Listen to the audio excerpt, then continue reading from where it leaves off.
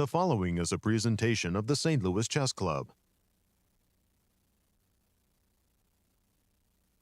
The race for the Sinquefield Cup is heating up here in St. Louis. It's been neck and neck so far, but after charging forward with his second consecutive victory, Vachier-Lagrave left his opponents in the dust to claim the first sole lead of the event.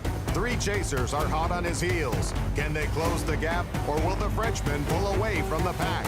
Round 8 of heart-stopping clashes coming up next.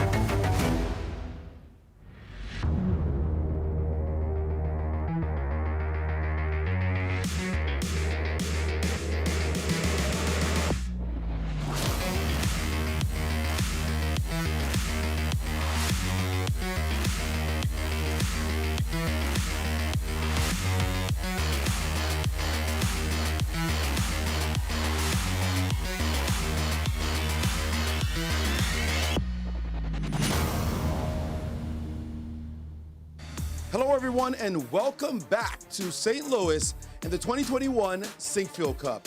We're in the control room where all the magic happens as we catch all the tension on the players' faces as they try to win it all. We've got Wesley So, who knows that he needs to keep pace with Vachier-Lagrave if he's going to win it all, but also other chasers as well in Fabiano Caruana and Lenier Dominguez. Well, we're going to jump to the action right now with our super team of Alejandro and Yasser. The beautiful city of St. Louis is hosting its marquee tournament. It's time to finish off the Sinquefield Cup as we only have 2 games remaining here in the Central West End.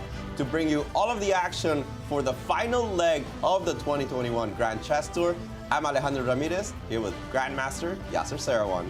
Hello, everyone. Hi, Alejandro. Pleasure, as always, to call all the action with you and Maurice. The pleasure has been ours. What a tournament these players have given us. Fantastic. Full of decisive games, chases, tough events, you name it, we've had it. And more stories to come. Hello, everyone. Thank you for sharing your day with us. As we go into the penultimate round, the first half was amazing, and the second half is trying to duplicate all of the great fun that we were having in the first half. We have a marvelous finish in store, epic, I would even say. Alejandro, do the honors and tell us who's leading the tournament. It's Vachier-Lagrave, the #1 player from France.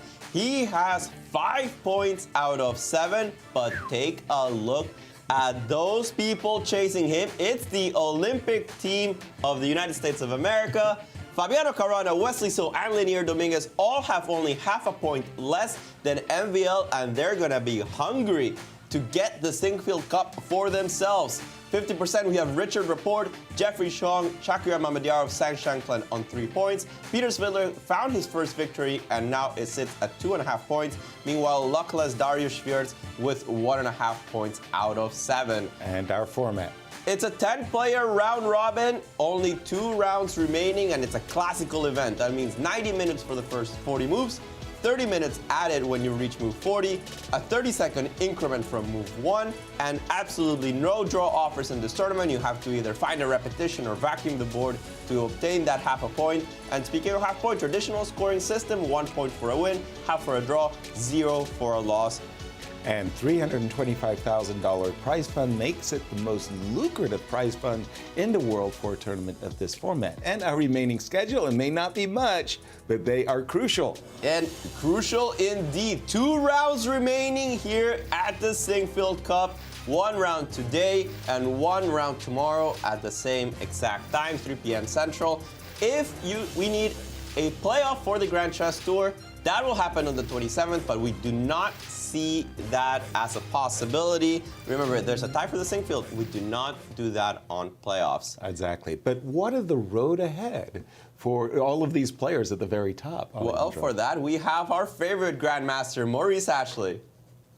Oh, thanks, Alejandro. The penultimate round for top players is the real money round. You don't want to go into the last round desperate to score points. You want to get it done with a little bit of cushion on your hands. And we have 4 players who are thinking very much about what they need in this round so that they can be prepared for the finish line. First, we have Maxime Vachier-Lagrave at the top, a half a point ahead of Fabiano Caruana, Wesley So, and Lenier Dominguez. Look at Richard Rapport, though, because although a full point behind the rest of the field, he could feature very much into who takes the tour title. And let's take a look at the individual players. Fabiano Caruana with an amazing win yesterday against Vachier-Lagrave. He is now in a beautiful position. He gets round 8 against Peter Svidler, who did win yesterday but hasn't had a great tournament so far, and against a very tough Richard Rapport, who's proven hard to beat. Even though he has only a 50% score, it's only lost one game to get there. And Lenier Dominguez, he played one of the best tournaments, one of the best games in this tournament so far in that brilliant victory against Maxime Vachier-Lagrave. He'll see if he can get back some wins, though, because he's got a lot of draws so far. He'll be playing against Sam Shankland. And then look at that huge last round matchup against a player who is tied with him in Wesley So. And speaking of Wesley So, the tour leader definitely does not want to lose today as he faces off against the leader in the Sinquefield Cup, Maxime Vachier-Lagrave. And then he has to play Lenier Dominguez. This is the toughest path of anyone who's finishing out the tournament as a leader or hoping to win it all. We'll see if Wesley can handle his business here. It's going to be a tough day, certainly today, because this man, Maxime Vachier-Lagrave, has got 5 points, and he knows if he wants to win the tour, he's got to take Wesley down. This is a big-time game that they played today, maybe the biggest biggest game of the tournament as far as the tour is concerned. And you see Maxime there, ready and waiting, and his road is clear.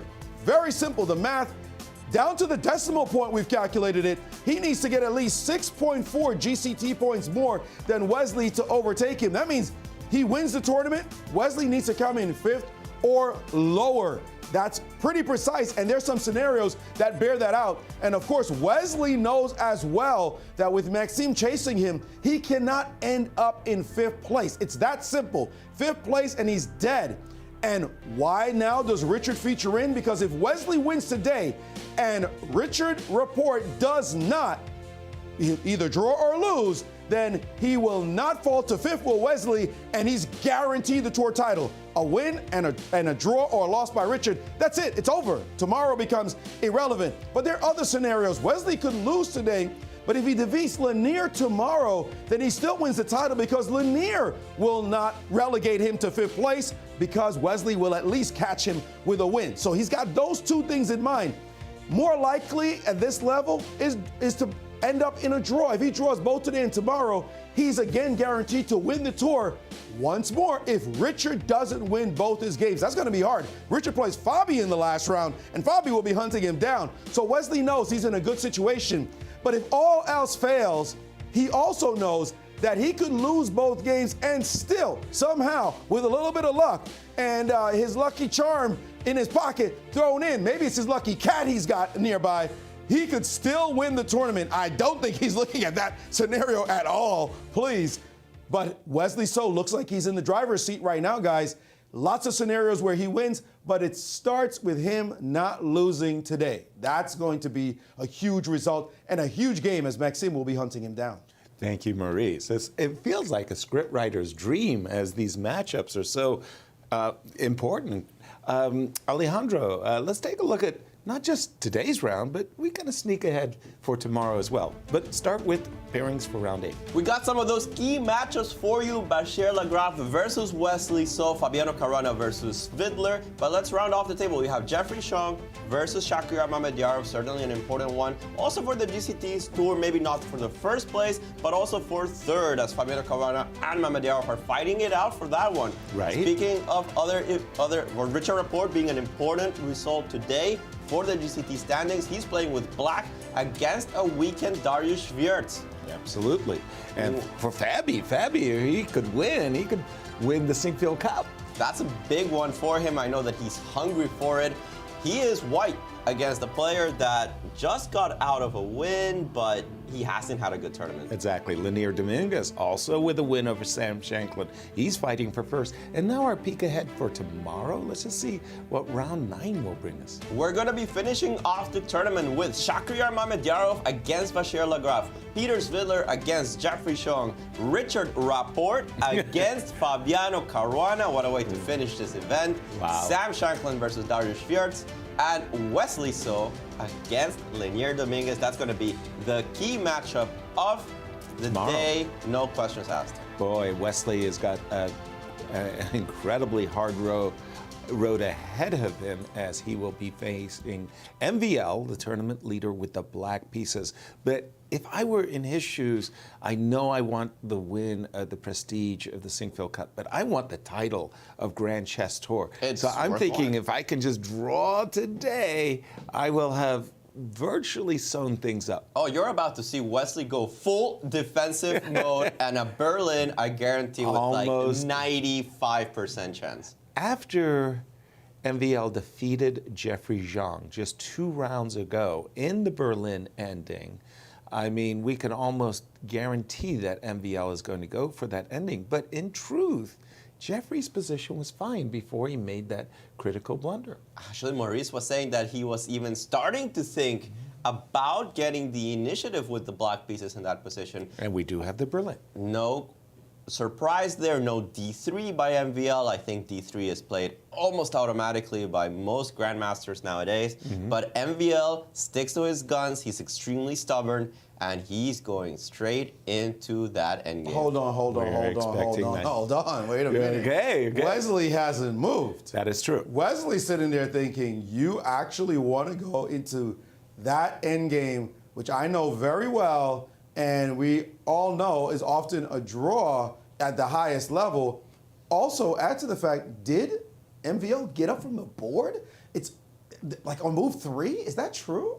Because he did get up from the board. He's back. I mean, and there goes the and he only moved when he came back. It's kind of interesting because it's the same. You really want to play? Exactly. Back down. Exactly. See, I didn't think he'd be going down for that position. But let's see what his plan is for advantage coming out of this position. He must have something well prepared. I don't think we've ever been that excited for a rookie one. I know. I mean, everybody, we were holding our breath there for just that half second. Yeah, I just couldn't imagine the end game, but this one looks even less so than the Berlin ending. We have seen so many draws coming out of this specific line of play that is it possible that MVL has choice. Decided to back away from winning the tour and just make a draw? No, if he wanted to make a draw, he had versions of the Berlin endgame in which he could have just said, that's it. That's it. I'm shutting it down. Right. We're playing 25 moves of theory. If you remember, then we make a draw. If you don't, you lose. Exactly. Well, I think he would have gone for something like that. Exactly. He might have an idea. He might just try to play a position with 0 risk. There we go. I'd just like to turn our attention to the game of Fabi versus Peter Svidler for a moment, because this was a Joko piano, and a rather different one that Wesley So really is his. What just happened there? Players just got up. What? Like 2 players just got up. What?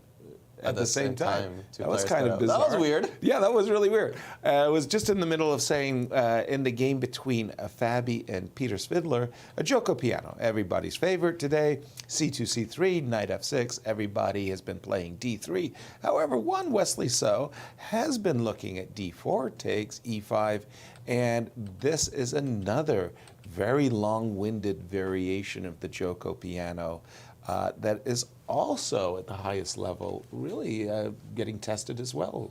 It's Alejandro. tested everywhere, but I haven't found too much success with the white pieces at the top level, actually black Only winning a few. No, Wesley So. Didn't Wesley win with white in one of those recent Magnus Carlsen Tour online Right, but events? when you're Wesley, you win every position. Good point. It's supposed to be still interesting, but black has its own resources. And the thing about this particular version of the Joko piano, not really a Joko piano anymore, right, is that black gets his own chances. I've seen black win from these positions. I've seen black get smashed from these positions. So it's a little bit riskier I would say, than the normal traditional Gioco Piano lines that are so much slower.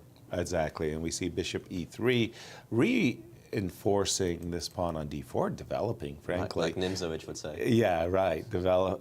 Defend your weaknesses. Ha ha ha ha. Bishop g4, pinning the knight would be one. Counter. Also, I'm used to seeing f7, f6, trying to break up the team in the center as a source of counterplay. Let's continue just looking around at the other games. Whoa, this is developing very slowly as Derek is playing a London system against Richard.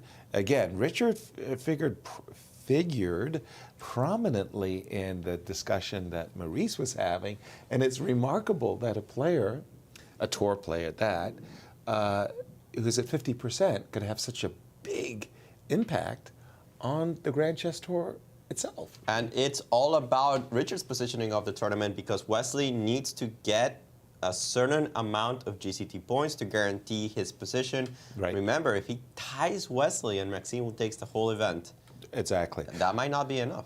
Just catching up with Wesley and MVL for a moment. When we have left it, we've seen this. And D4, also knight. I remember here at the Sinquefield Cup, in a game between Hikaru Nakamura and I want to say Magnus Carlsen, they essayed a lengthy theoretical discussion that went like this. And you don't even have to go that far behind. If Bishop d6, Rook e1, Knight f6 was the game Shvierz-Mamedyarov earlier in this tournament, where Mamed was arguably a little bit worse in that game. Okay. But we have a completely different approach here. With d2, d4. Now the question is, after d7, d5, how on earth are you supposed to follow up and say, hey, I've got some great advantage? The reason I say this is because as a French defense player, and I used to hate it when my opponents would play the exchange French, because I just felt that my winning chances as black went way down. Somebody actually apologized to me for playing the exchange French against me. Were they trying to get a norm or something? They were trying to get a norm, and they said, I'm sorry I wanted to play against you, but it's a norm. And they got their draw, which is a little frustrated. But exactly. Yeah. Okay, but this is one of those French exchange Frenches with a pair of knights off as well. You know, this in the exchange French, I use the exchange French to get my GM norm. As white. By beating Alexander Shabalov. I believe it was 22 moves with the white pieces. I have to say, if there's somebody that you want to play exchange Exchange French, French. Alexander Shabalov. You picked the perfect opponent, by the way. You want to neutralize that guy. Don't give him anything to get excited about. I was playing for the victory, thank you. I had my twist. Yeah. When I played the exchange French, I played with C4 and move. After the exchange, move 4. Move 2, 4. 3, 4. Yeah. Yes, I played with C4, Knight C3, Bishop D3, and played a reverse Tarish. And there's some nuances in there. Okay. So, no, I did not play it for a draw. And I did not play because Shaba scared the heck out of me. And I wasn't even a GM yet. Like I said, I beat him both times as an IM. When I played him later, he knew exactly who he was facing off. And Shaba was Shaba. Man, he caught me a few on the chin and afterwards. But he didn't know the youngin was coming with some swings. And I did catch him out there in one of my favorite games in the exchange French. Beat him in style. Wonderful. I just want to say that there's a very different twist that MVL has played in his game with Wesley. An intriguing move, at least I find it very intriguing. Definitely. B2, B3. It's not very subtle. It has a threat. I mean, we're used to seeing this bishop coming out here. We're used to seeing bishop coming to D3 and queen coming into F3, and white achieving nada, 0, nothing. But B2, B3, as you were about to say, does have a clear purpose. I want to snare this rook on F8 with a move bishop A3. Do we believe it? I think it is a real threat, because, of course, the knight coming to D6, which is the only way to save that rook, would interfere with the queen defending the pawn on D5. Right. And it kind of, so C6. Simple response. Right. So two thoughts came immediately to my mind. The first was bishop E6, right? I love development. Who doesn't? Bishop E6, bishop A3, knight D6.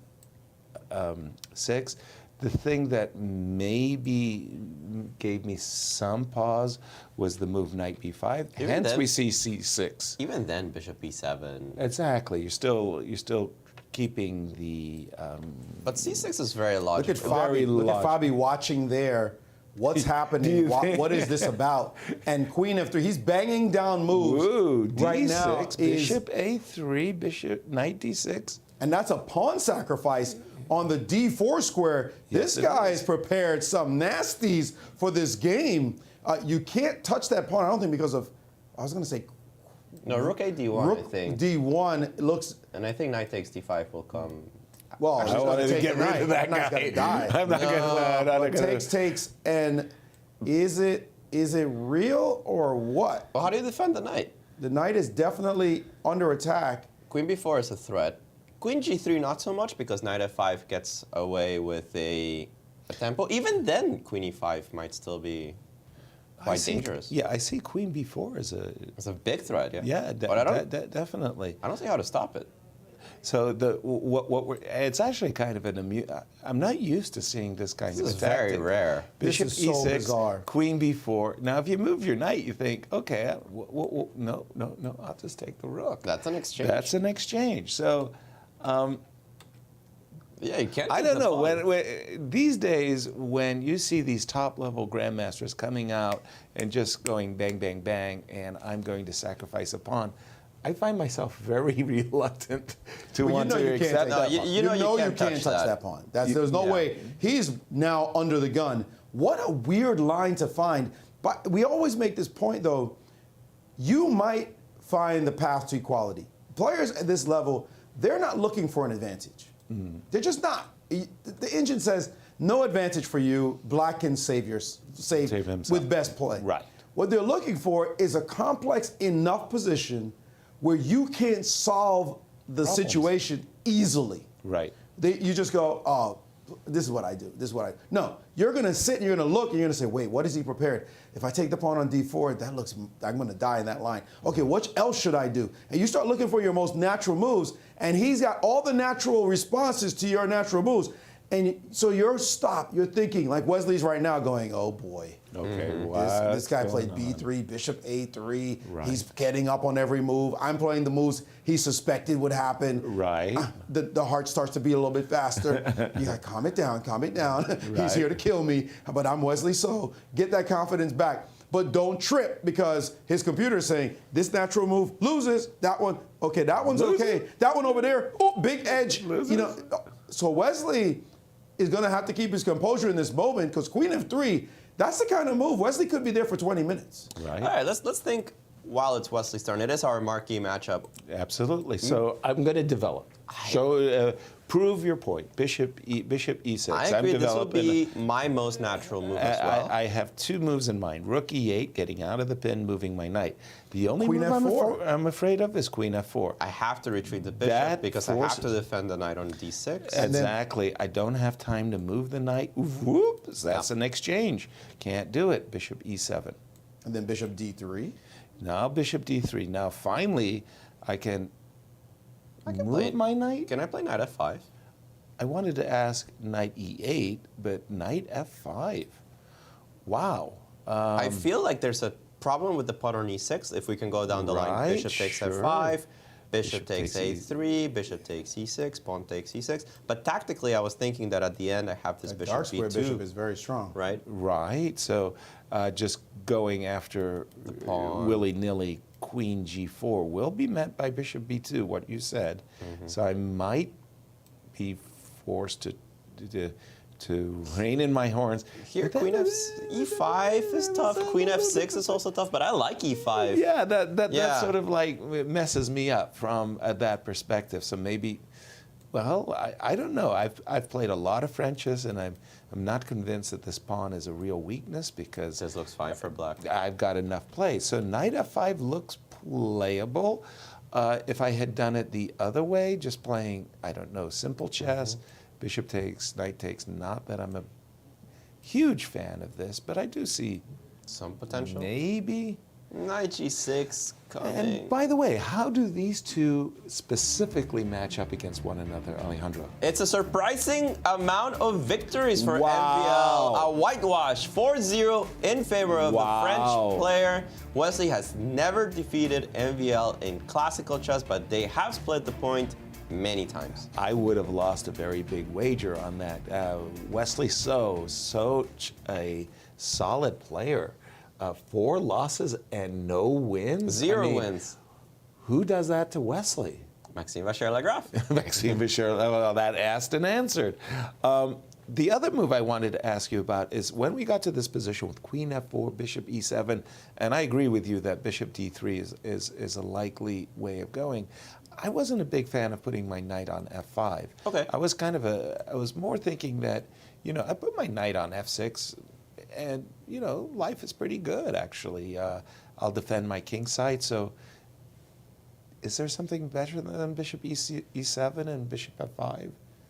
I'm not really too sure. Not really seeing it, at least. Right, so if we do go down this line, and Black manages through just to trade off a lot of pieces, he'll be doing well. By the way, Bishop F5 immediately kind of runs into a showstopper, Queen F6. So this knight on C3 needs a better Yeah, and this is why the main lines usually run with a quick knight E2, knight G3. Right. As opposed to B3. But that's the question, right? Bishop E6. Do we have a better idea after Bishop E6? By all means, please. If you see one, jump right in. Maybe knight E2 right away.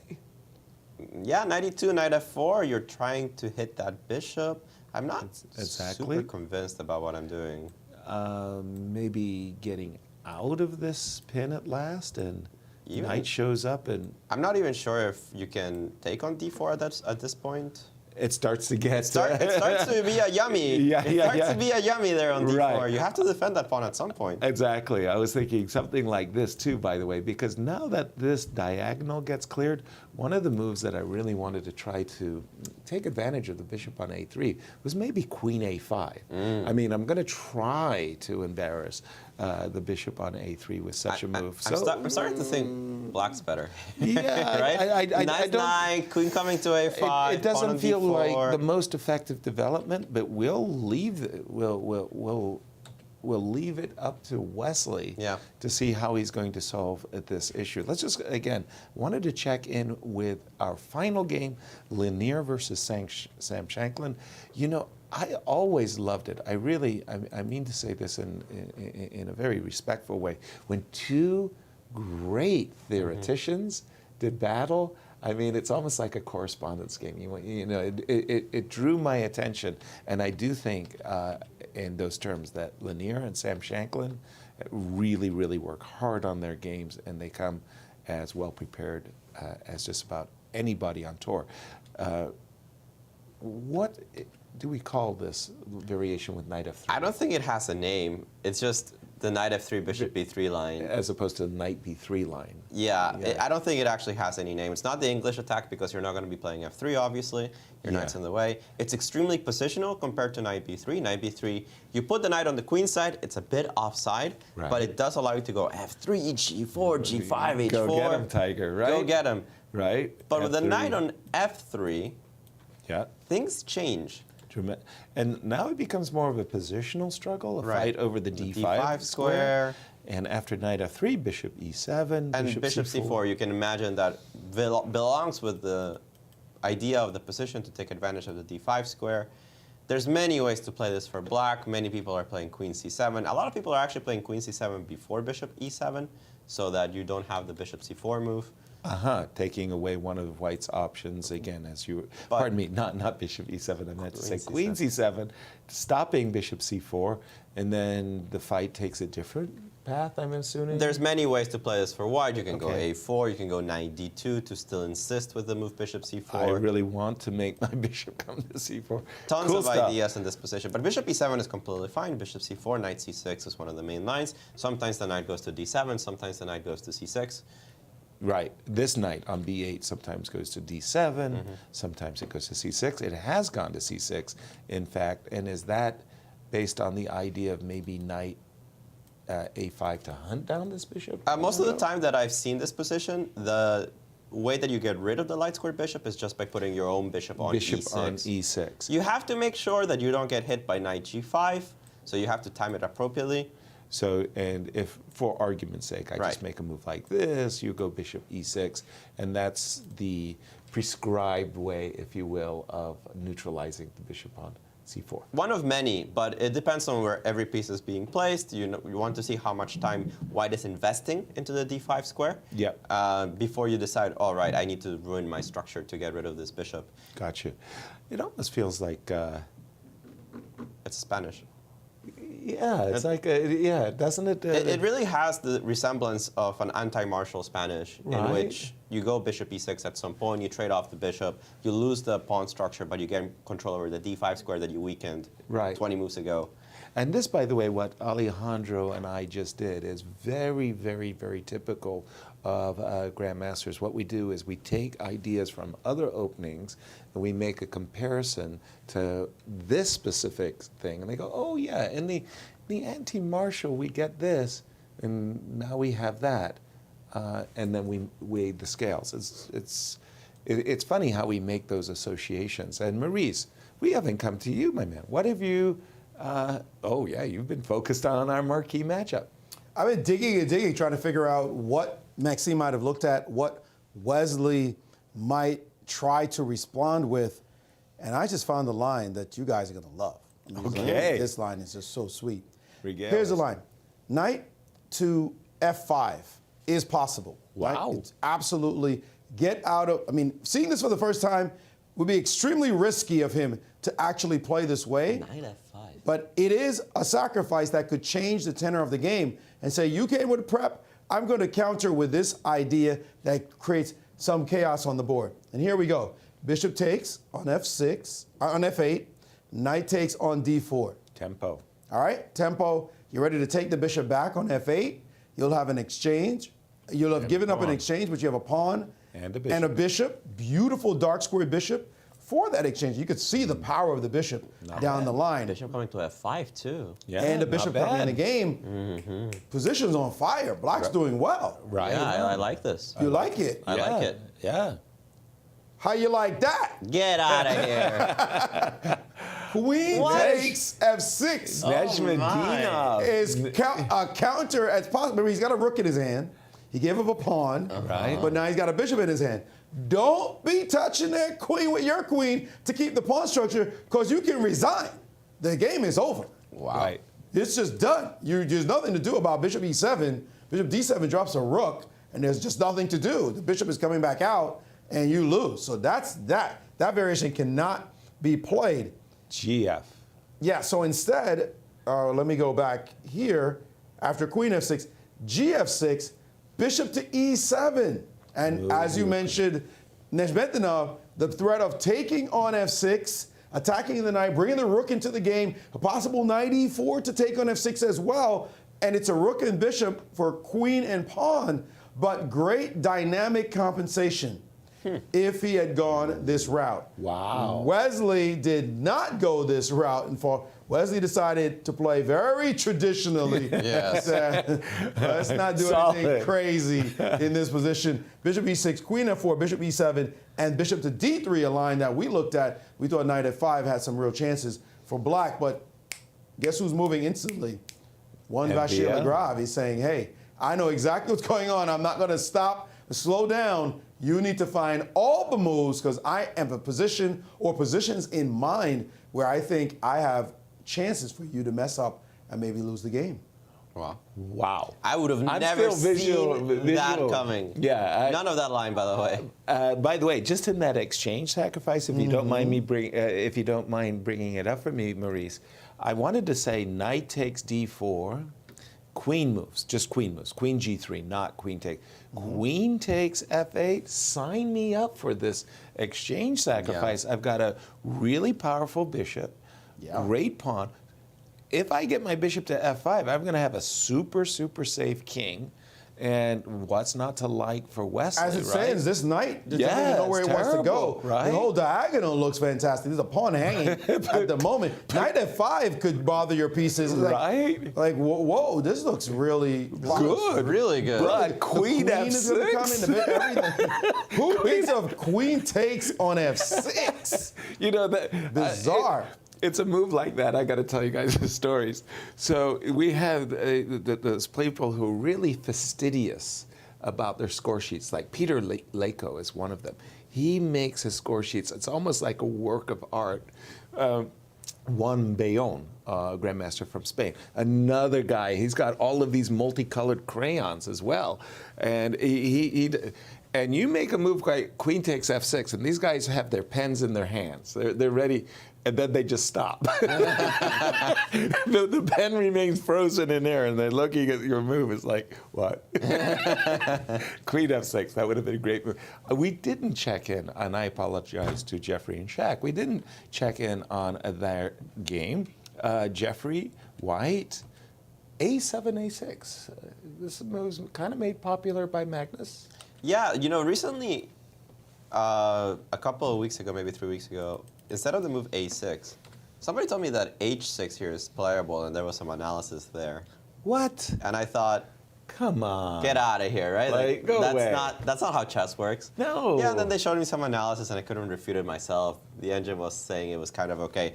Proof that really Wow. everything is being made playable nowadays. Gross. Trust me, if you're watching this show, you're not losing because of the openings. You can play anything you want, and you'll Wow. be okay. So we have a Queen's Gambit, Bishop F4 variation with a quick C7, C5. This is Kinda all more or looks like less a- logical, right? And Yeah. A6 is a useful move. Right. I'm not sure how useful because I would have rather broken on D4 rather than played A6. You know, but A6, sometimes you can tuck your bishop away and you can kind of play for D5, D4. The players looks like a rather theoretical situation for me. At least And- something very similar, even if it's not exactly theoretical, what you were telling us before. You compare and contrast, you've seen this structure a million times, Right. you know where the bishop belongs, you know where the rooks belong, you know where the ideas are. It doesn't have to be a specific position, it's more important to know the ideas of your variations, and certainly both players here well aware. One of my favorite books, Ideas Behind the Opening by Reuben Fine. It was a very, very old book, but it taught me to think not in terms of just memorizing the moves. I go here, my opponent goes there, I go there, my opponent goes there. But the ideas behind the openings, what you're trying to achieve. By the way, big shout out to our audience. Not only thank you for joining us, but thank you for participating. You have been sending us tweets throughout these broadcasts, and they have kept us on our toes, and very, very entertaining questions, Alejandro. And join our conversation. It's hashtag Sinquefield Cup on Twitter. Our international master Kostya Kavutsky is looking at all those tweets, replying to many of them. Yep. But the best come up here. Question for Maurice Ashley, Yasser, and Alejandro. In your opinion, is the old-fashioned stance that blitz and bullet games damage a player's quality in classical chess entirely anachronistic, or does it deserve some merit? Hashtag Sinquefield Cup. Ooh. Ooh. Where are you leaning? I have recently worked with the second best player in the world, Fabiano Caruana, and we thought that blitz was absolutely mandatory, that you do not become a good chess player anymore if you can't blitz. You need to practice your openings, you need to be able to think properly in quick time controls, you need to react properly when your own game goes down to seconds, and it just freshens up your mind. There is nothing that you can study in chess that will prepare you as much as a real battle. So blitz, I think, is an absolute must if you want to become a top player. If you want to improve chess, I think blitz is also an absolute must. Moderation, of course, we're not telling you to go binge 12 hours of chess.com or whatever. It's certainly part of a routine. Bullet chess, on the other hand, no calories there, empty calories there. You're not doing anything with bullet. It's fun, it's exciting. I like playing it myself, have a cup of wine or a beer, play some bullet, but it's not going to improve your chess at all. Is it going to damage it, though? Maurice, jump in on this one. I agree with everything you just said. There's almost nothing to add. I'll add anyway, because you know. Right. Bullet is pure empty calories. Like you're making people flag. Your whole point is to flag. So quick exchanges. You have no moment to stop and think about, is this exchange forced, fantastic, or fantastic, or fabulous? You have none of that. Or effed up. You know what I mean? Like the last F. Like all that you don't do. You just go, la, la, la, la, la, la. You're down. Hey, I won that one. And so bullet is out. Blitz, however, you do have some time to consider and think. And there's a lot that's instinctive. And also, you could train for openings with Blitz. You can say, this is the most effective form of Blitz, is to say, all right, what we're going to do is we're going to play this line of the Najdorf, and we're going to do it both sides over and over again. And let's train with it. And that way, you can get much more familiarity as you're getting a lot of games in a particular opening. So thematic Blitz, to me, is absolutely wonderful training. In addition to the instinctive stuff you were talking about, Alejandro. And I think that the so-called old-fashioned guys, whatever that old-fashioned statement is, so many people like Fischer, Tal, you name it, Kasparov, all these were great. Karpov, yeah. These guys were brilliant Blitz players. Blitz players. Yeah. And they're natural at the board, again, for not only situational, like you said, Alejandro, where you will get down on the clock and you need to be somebody who feels confident in that situation. But again, that practice of so many games and allowing you to think quickly on your feet in case of trouble, that's great training. But they're the people who only play Blitz and Bullet who say, that's justification, or at least not Bullet, but let's say Blitz. Maurice said it, Alejandro said it. That means I should be playing only Blitz. That's what I should do. All this Blitz I'm playing is good. That's not what we're saying. That's not what we're saying. More classical, the better. I don't have much to say, I think you both covered it really well. Only I have a very firm conviction that Carthage must be sacked. Carthage? Yeah. Oh, wrong speech. Sorry. I'll tell you the association later. We want to know now. Why? It was a Roman senator. He always began his speeches with, "It's been my firm conviction that Carthage must be sacked." And then he would talk about whatever he wanted. But it was pretty funny. Anyway, what do you got for us, Maurice? I'm confused from what you just said, so I'm going to try to get my head back in.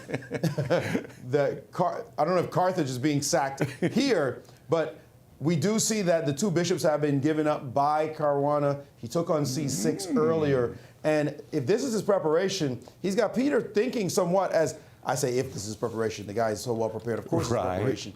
But he's got Peter thinking, he's got 134 and 24 to Peter's 111. That means he's been instantly moving, accumulating time from the 130 he started with. Peter's thinking, why are we in this line? Let me see, the guy's got something figured out. There is an unbalanced pawn structure on the queen side of the board, very unbalanced. There's some imbalance here, but over here with this 4 against 3 and the funny structure and the bishop that doesn't look that great, Fabi must have looked into this and said, I think I can do something with this. That's how you play these positions. I think I can do something.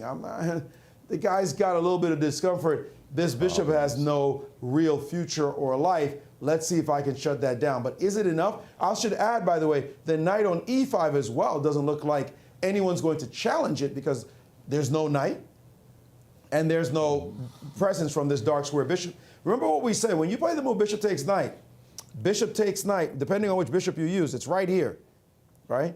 Everything is even distribution, 2 bishops, knight, knight. But when he plays the move, bishop takes c6, and his opponent plays back, b takes c6.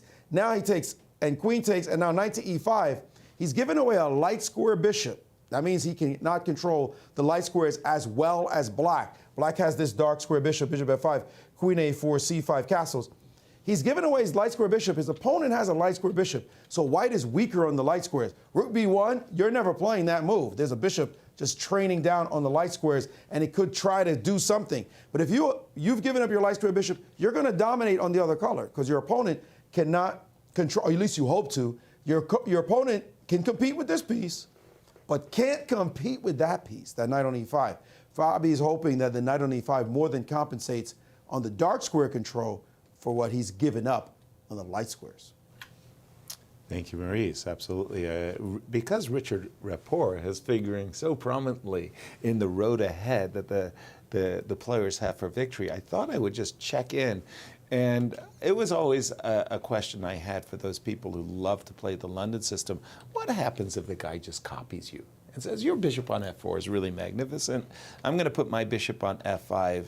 And that's exactly what Richard did. And after the move bishop d3, bishop g6, c4, bishop to d6, he said, why can't we be friends and you just play bishop on f4 to g3?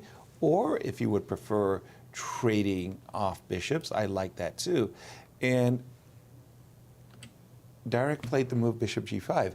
And for me, this was always like, oh man, you just lost a crucial tempo. You went bishop f4, and you stuttered step your way to bishop to g5. And I feel that black is already equalized after this move.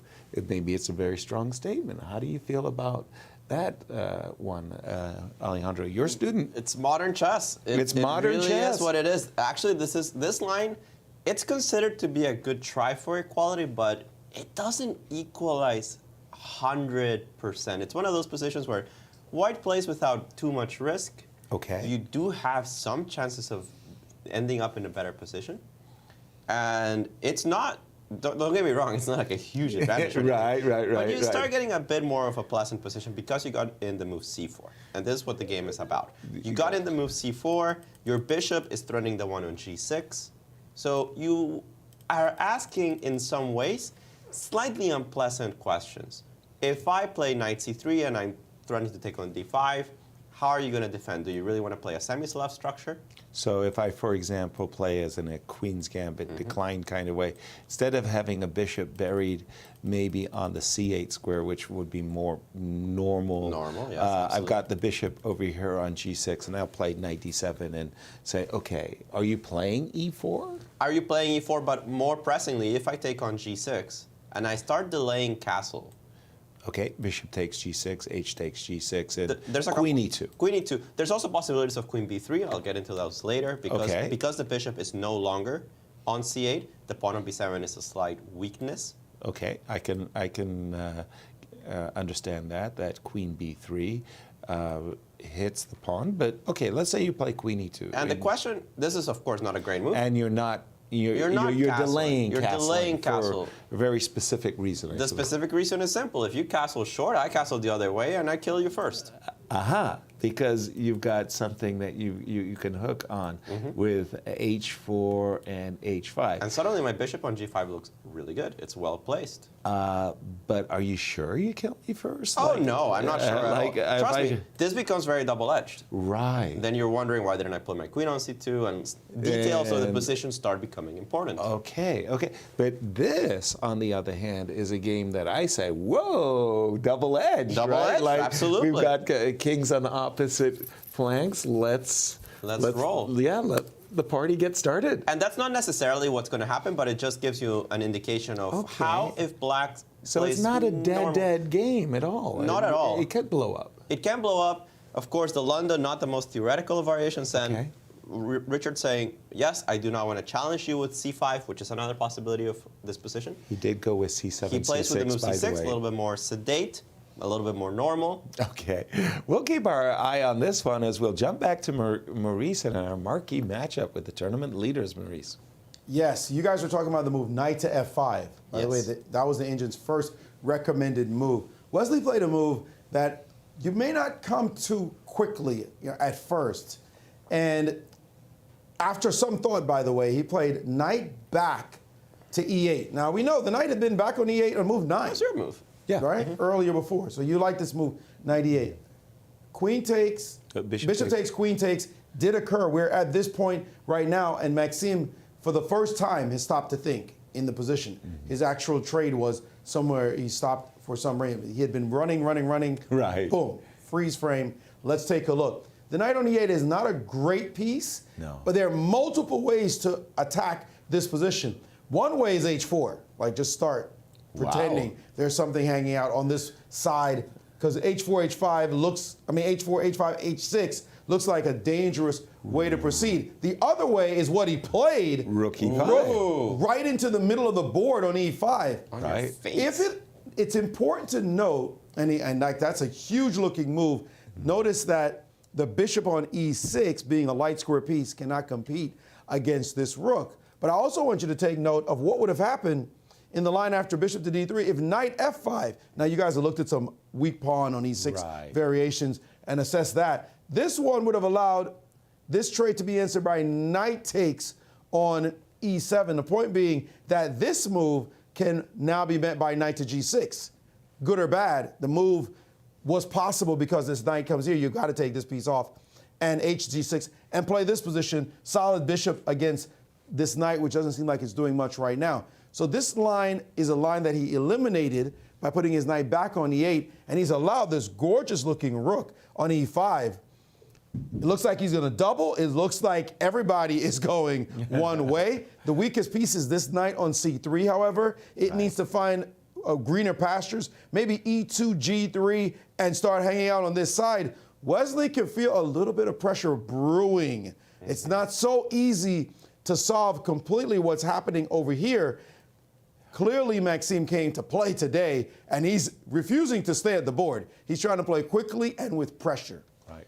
I've seen these types of, and I tell you, I see Hikaru neutralize White's position with moves like queen f6, g6, knight g7. Go ahead and show us what, if Wesley played such a move, offering a queen trade, could MVL really build up anything? Well, there are a couple of questions. Do you want to even allow the queen trade with the move queen g3? Right. Right. Or maybe the move knight e2 and play this position if you trade queens and allow this setup. Right. Right. Now, what do? Bishop moves knight or c7. Knight right. c7. So knight c7. I guess you're going to be putting your rook right. here That's at the some whole point. concept. And I've seen Hikaru do this kind of thing. The engines get better for White and significantly better, but the variation that it's suggesting I don't think is that serious. It gives this line, and then it gives f3, bishop d7, and king to f2. I mean, I personally wouldn't be that impressed. It's still saying an edge for White. I'm going to keep making moves. Its first move. Right. And here now the advantage has slipped, and it's saying slight enough advantage for White, nothing that impressive. Gotcha. I think this is rolling towards that neutralization you're talking about. Yeah, I've just seen, again, some really, really great players, Hikaru, Magnus. Somehow they neutralize. I wouldn't play any of these moves. I mean, against queen f6, I'd want to move my queen. I mean, it's even giving queen takes as a big edge, even bigger edge. But what if we move our queen back? This is where I've seen the guys play g6, knight g7. Rooks, knight g7. Again, this knight bothers me horribly, like where to put this piece. Exactly. I have to say, this game's always looked pretty equal. Right. But there was actually a game that was burned into my memory where I thought, White has absolutely nothing in this position, like absolutely nothing. And it was this type of exchange French structure, nothing's happening. It was actually Richard Rapport with the black pieces. Richard Rapport was playing against Pentala Hari Krishna in Shenzhen of 2019, and I was there, present at the tournament. And the only advantage Hari Krishna had was a pawn on h5. That was it. Pawn on h5, black didn't have as much space, and Rapport got crushed. I mean, crushed. Like from that tiny advantage, I didn't see how he fully equalized at any point. Wow. And he slowly got outplayed, And that endgame that you guys were showing at the end, I didn't think it was so equal. It was one of those endgames that I'm starting to feel, yes, you might draw it 90% of the time, but there will be 10% of the time that I actually press it. And the nice thing I like for MVL's prep is the tournament situation. He doesn't want to risk the Sinquefield Cup sleeping away. Exactly, $90,000. I mean, all for the Grand Chess Tour. But he still wants to keep options open of beating Wesley, sending him down on those Grand Chess Tour points, and taking the entire thing for himself. This is a perfect prep. He gets some pressure, no risk, never going to lose this position, up on time. Yeah. What else do you want from a position? Nope, that's exactly right. I remember, and I was the U.S. women's team captain in Baku, and it was sort of like, we've got these 4 players, and it's sort of like, ladies, when you're White, put pressure on your opponents. You know, that's all we wanted. It was just, and a big shout out to Robert Hess, their coach, by the way, who did just yeoman's work. But that's exactly what you want. You want pressure with White. Pressure with White, especially if it's riskless. Less risk. Yeah, okay, we'll keep an eye, and again, Maurice, back to yourself, is I think you're pulling up the game that Alejandro was citing. Well, you know my boy says a game. You got to give it a look. And this is what you were talking about, Alejandro. The pawn on h5, structure exactly the same as in the game, the stem game we're looking at now with Wesley. Let me see if I can get some space for us there, make it bigger. All right, so h5. Later in the game, pieces were traded. We'll jump a little bit further. Rooks are off the board. But again, the structure, advantageous structure. And then even later, we get a position like this one where not much has changed.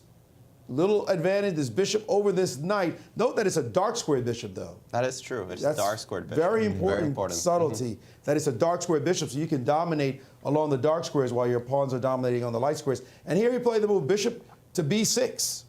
And after bishop b6, knight b6, a b6, suddenly this pawn became an annoyance as well. And this is where this break, c4, wow. That's very visual as a move. d4, bc4, cd4, let's just go forward, and queen to d8, and just some hassling that allowed him to get a position like this one, where the pawn was rolling down the board, hiding his king, a check, another check, and what did I get? This position. c6 breakthrough. This is what did it in the game. The c6 move was just too strong. He traded b7, and then he tried to go down to this endgame, but the king was safe. And it was all about the pawn queening. So this game took. That was a beautiful finish, right? I can understand why it's hardwired. It's hardwired. I was like, a pawn on h5, a dark square bishop, and suddenly I understand there's some danger. Right. So that was very nicely done. 55 moves that took Wesley. Wesley would not be happy if he lost in that kind of fashion. Let's get back to this position with rook e5. Right. The difference here, no dark square bishop. That's true.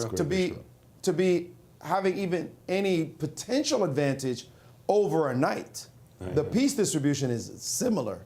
Knight and bishop versus knight and bishop. Right. So you haven't yet established, well, what's my advantageous minor piece? Right. You have the same structure pretty much, but I don't have an advantage in the minors. So that little edge you're talking about, there could be some space. But if a move like queen f6 happens, you might argue this bishop is better than this one, but I'm not fearing this endgame the same way. Splitting hairs. This is different. Right. I agree it's different, but it's a very bad bishop for black. If you leave that bishop on e6 and I go f3, g4, h4, h5, my bishop participates on the king side. Tickling h7, tickling whatever. maybe f5, c8 one day and a very good day, but exactly. Right. So I agree, equal, but not fully equality, yes. Yeah. By the way, talking about equal but not fully equality, I'd like to turn our attention to the game of Fabiano versus Peter Svidler. This is like the definition of equal, but not equal, right? But not equal, right? Because let's see what happened. When we have left it, we left it in this position. C5 takes d4, c3 takes d4, c5, says Peter, let's go. Takes, and we reached this position. I'm anticipating a move like queen b4. Maybe there's something to be argued for queen b5. But, these bishops of opposite color, now a lot of people just stop and say, okay, bishops of opposite color, easy draw. Well, it's all about the vulnerability of the king. Black's slightly more vulnerable. If white gets... And he needs a few moves. He needs to post his bishop on d4, tickling this pawn on g7. He needs to put his pawn on f3, so there's no reciprocal, I'm hitting g7, you're hitting g2 kind of thing. And if he can do those things while activating his rooks, white will win easily. Now, the question is, can he do that? Alejandro. Not so easy to stop that. The thing I don't like about black's position is the lack of plan. Okay. It's true that you're not really worse. I mean, your bishop's not that bad, right? You can park it in many other places. You can park it on c4, for example. But it could be anchored on the c4 square, anchored on the g6 square. Yes. It doesn't lack squares. Right. You're probably not going to lose your pawn on b6. I'm sure that there's some tactical way of defending it. Right. Even bishop d3, b5 if you need it at some point. The real question is, what's your plan? Right. Because if white doesn't trade heavy pieces, any of them, he really doesn't want to trade any of them. Right. And starts pressuring you and starts binding you to defending G7 and starts binding you to defending the B pawn, at some point your resources will be stretched thin. White will be attacking all over the board. You're not going to be able to avoid the penetration of the rooks. One day, either through the C file or through the E file. I'm not going to trade off 4 rooks. Right. That way, then I agree. We would agree to a draw. But again, equal but not equal. Equal but not equal. You can imagine that black has enough resources to beat back such an attack. You can hopefully trade more than 1 pair of rooks. You trade queens, you'll probably be okay. But it's not easy to force those trades, so still some work to be done by Svidler. Again, one of those positions in which white is playing with a free advantage, no risk whatsoever. Pretty much what you want at this level of chess. Absolutely. I liked a question from our audience about how Blitz, whether it's great or not so great. Let's take another tweet, Alejandro. Let's see. Paula, how much does the reading of your opponent, attitude, time, etc., can influence one's tactical choices? Let me read that again. How much does the reading of your opponent... Okay, so I think he means like the expressions, and how are you reacting to your opponent's mannerisms during the board. And I would say at the amateur level, if I can take this one, what an incredible trap that is. You see your opponent suffering. Oh! And they just say, oh, my tactic must be winning. Right. Actually, when I was a kid, I have a kind of funny story. Please. My opponent set up a trap, and I'm not 9 years old. Oh. He gets up from the board, and in a place that's still very visible from my board, he hits the wall with his head. Like, I can't be believe such an it. idiot? I left my piece hanging. So, of course, 9-year-old Alejandro sensing victory. No, it was a very obvious trap, so I just avoided it. Then he resigned. But he tried. That was not bad, not bad. Maurice, have you fallen for your opponent's tells when maybe they weren't tells at all? No, please, come on. No. Brooklyn in the building. We don't fall. No. That kind of trickery is not going to work. We've seen enough of those hustles before. No, I'm trying to think of a good example in my own career. I do know that I have tricked someone else. Ooh. You know, kind of shamefully. Not your proudest moment. But it's one of those positions where you could stalemate with a pawn king, and it's like a mad rook or something. No, it was. You've seen this trick. It actually was a Kasparov short match where Kasparov could have possibly drawn with this. It's a stalemate trick where you take a pawn with a rook, and after a pass pawn, when rook takes rook, your king is stalemated, because the king pawn and there's a king pawn. I'm going to set the position up. Okay. I'm going to let you answer. I'm going to set the position up because I can give you the position, but the audience may not be able to visualize it. But I'm going to complete my story, part 2 in a moment. Okay, so for me, when I was starting, at the class level, I was very much reacting to my opponent, and especially if they were like nervously looking at the clock. I got nervous and started looking at the clock as well. But one of my favorite stories, I was playing my first U.S. Open. It was really the granddaddy of all Swiss tournaments in the United States at the time. It was in Chicago. I was 13. And that was weird because like there's 700 players in the tournament, and I was looking at the pairing sheets and I was trying to find my name, all the way down on board like 200 or something like that. So I go off to the playing hall. There's a nice elderly gentleman at the board. Big smile, big, beautiful white teeth. Shook my hand warmly and we started playing. And during the game, he really began grimacing, exposing his teeth. And I was like, this kind of thing. And then I did get into time trouble, cardinal sin. And he'd taken a glass of water, and he took his teeth out. He put them in the glass of water right beside the board. I had been staring at these teeth for 3 hours, and suddenly they were on the side of the board. Could you say I was distracted? I was only 13. And there was these teeth staring back at me. It was pretty hard. Holding 2 hands up. Okay, well, finish this. Oh, you got the position that you wanted to show. Yeah, it's not the exact position, but it's very similar to what happened in the game. So basically, I'm black. I'm white in this position against a player who's a couple of hundred rated points below me. Right. And I'm just getting toasted. I mean, Right, just two pawns down. But I see a trick. Right. And it's similar again to this position, but it's not quite the position. So he's going to play rook here and start pushing. I'm in big trouble. So this is what happened before I moved. I'm sitting there and I'm just, I've seen it. It's even deeper than this actually. But I'm sitting there like, this is over. Right. Sigh. Yeah. All right, whatever. And I play rook a2. And I write my move down, one of those limp wrist fashion. Right. Whatever, who cares about this? Just put me out of my misery. Just finish it off. And he just nicely plays rook to a6. And I make one of these kind of king e2 moves. It's just over. I see He plays king f5. Yeah. And then I play one of these king e3 moves, and I'm just... And he's just like, oh man, I'm gonna beat this guy. I got this. And he plays this move. Right. And nothing to be done. I just play my rook a1, just play the move so I can resign. This is over. And dude plays a2. And you and come along. Yeah, baby. And I played rook takes a2, and his shoulders went. Right. Oh. What happened? He couldn't believe it. It was bad. And the whole acting job I put on before, I was like shameful, but no shame in this game. Thank you very much. Give me the draw. It was painful. So yeah, sometimes you got to do what you got to do. It's terrible. It's terrible. I couldn't be ashamed of it, but you know what? Years It later, felt really good, didn't didn't it? Right? game. Yeah. And I should point out for the fans, rook takes rook is a stalemate. I got no moves. Yeah, no moves. What Draw. would you like me to do? What would you like me to do?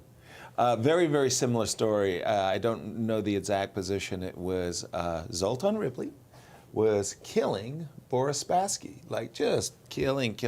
And Boris was doing everything that you just described. Deep breaths, like, boy, I wonder what I'm going to have for dinner tonight. Oh, do I really have to move? Okay, I'll move like this. And he set up one of the greatest cheapos of a stalemate I had ever seen, and Zoltan went right into it. No. And when the head hit the table. No! But Zoltan, to his credit, immediately started laughing. Yeah. He just said, like, well done. Well done. Draw, agree. By the way, before, and this I think was very important, before Fabi could establish his bishop on d4 and his pawn on f3, that's the ideal position he wants. A great bishop for himself, not a great bishop for his opponent. Peter Svidler, Peter just laid down the gauntlet and said, you can't play f3. If you play f3, well, you'll leave your bishop hanging and I'll get away with bishop takes. And yes, you can touch my queen, but then I've got queen g5 and you can't capture my bishop. So bishop e4 is literally the most challenging move for white because he's not being offered the easy way of getting his pawn to f3. I don't see a way to get the pawn to f3 because bishop d4 allows the move queen g5, and that's some sort of transposition. You kind of have to play f3.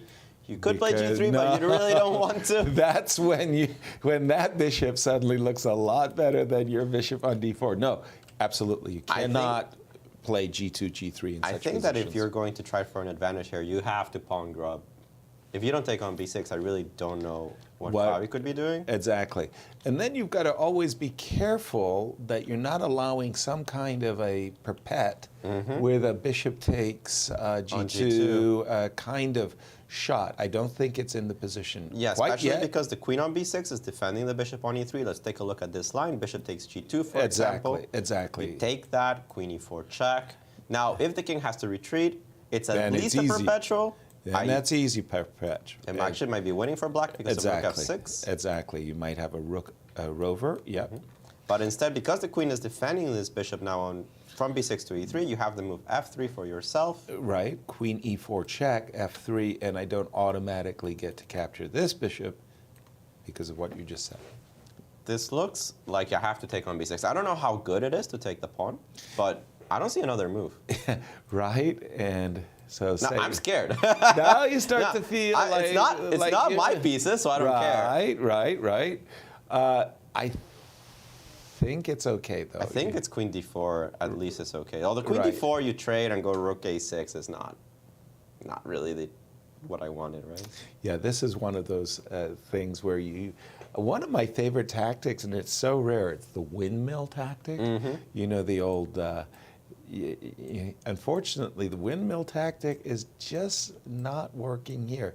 This is the windmill tactic that I'm talking about, where you get to force the guy into a check, and you get the discovery check, and you get to wipe him out. The problem is that the bishop is hanging. I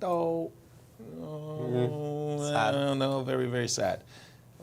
Although, that's kind of funny. Rook and bishop and 2 pawn. No, I got H pawn. What am I talking about? Not even close. No. Exactly. But, okay, a challenge. Definitely throwing down the gauntlet is the move bishop E4. And, well, if you don't take the pawn, like you say. You can't play F3? No, for reasons we just discussed. You can't play bishop D4. Moving the rook makes no sense. Leaving this pawn on A2. Moving the rook from F1 also makes no sense, at least to my mind, because I really don't think. Now I start to worry that how do you say, a rook sacrifice might suddenly show up in my doorstep, and I'm sitting there saying, well, why did I sign up for this? I mean, the bishop on E4 is a monster in such cases. So, okay, we'll leave that one to percolate. And I really did want to get back into our marquee matchup game because MVL and Wesley, even though the position may not be the most exciting position, I'm curious to see how the players continue. Well, guess what? G6 played, G6. and the knight goes to G7, solidifying that position. The knight retreats to E2. But notice there was no Queen F6. No Queen F6. Perhaps Wesley did evaluate the endgame as worse for him, needs to get his pieces out. Really Still remarkable. Looks unpleasant. Yeah, because, well, I mean, maybe on a good day I can go Queen H6. If I get a bunch of moves in, I win. Right. Queen H6, Knight F4, and Knight H5. It's a lot of moves. It's a dream, right? Let me play a bad move, and I love the move Knight H5 because of this one. Verrassing, surprise. And that's it. You can't take my rook, that's mate in 1, and black has issues. So, yeah, well, the build-up. Still some issues for black, I would say. Right. So maybe I have to do something like F6. I think it's about time to start, especially with the knight on E2, cutting the rook on E1 from action. Right. Maybe it's time to play F6, but it's not the happiest of moves. You do retreat to E3. Thank you for your weakness on E6. It might not be the biggest of deals, but I'll start thinking about it. Queen F7, maybe I can even consider Queen D6. Yeah, that was the thing. I was going to say, let me, somehow with the knight on E2, it's like that one moment that I get to maybe kick your queen just around a little and, well, okay, but once again, it's the risk-free advantage. Completely risk-free. I mean, for NBL. It's all white, an extra 20 minutes on the clock. Okay. We don't think that it's a very big advantage, but because from Wesley's point of view, a draw is so huge, right? And that's the weird thing, because if you look at the tournament standings, you would think it's Wesley that's wanting to win with and black, win the Sinquefield Cup. But we're playing for more than that. This is the final tournament of the 2021 Grand Chess Tour, and it has been an exciting one, but it's pretty much down to these two players, Wesley having a considerable lead over MVL. A draw is what the doctor ordered if Wesley wants to win the entire tour. And $100,000 bonus money. Yes, of course. The Sinquefield Cup, winning $90,000 or winning $60,000. Yeah, that's a big gap. But guess what? Securing the $100,000 and all of the prestige that comes with winning the Sinquefield Cup, winning the Grand Chess Tour, winning the Grand Chess Tour. Yeah, Wesley says, okay, I'll suffer a little for an disadvantage that maybe I can handle. and we'll see if he can handle it. We're going to take a small break here in the studio. We'll be right back with more action of round 8 of the Sinquefield Cup. But we're going to leave you with a special. It's a parkside chat. Oh, was it one of our or with Maurice or you guys? They didn't tell me. We're going to have to find out with the audience. Fun. They were pretty fun. Stay tuned. We'll be right back.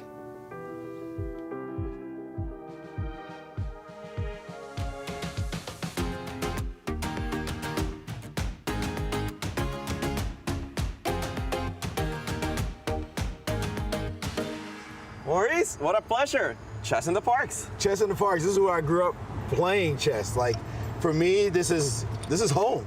Playing in New York City, playing in Brooklyn, Prospect Park, even in Manhattan, Washington Square Park. It was always a lot of fun.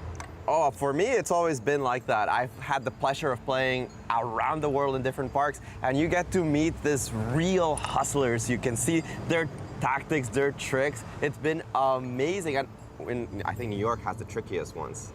Man, those guys in New York City, they have mastered the art of the hustle. First of all, there's always got to be trash talking. Like, there's no chess without trash talking. We play in the club, we do commentary in the club, and everybody's quiet and all that. No, you better take your feelings and park them somewhere, because guys are going to talk about your mama, about your sister, about your best friends, and about your chess moves. And you have to be on top of stuff.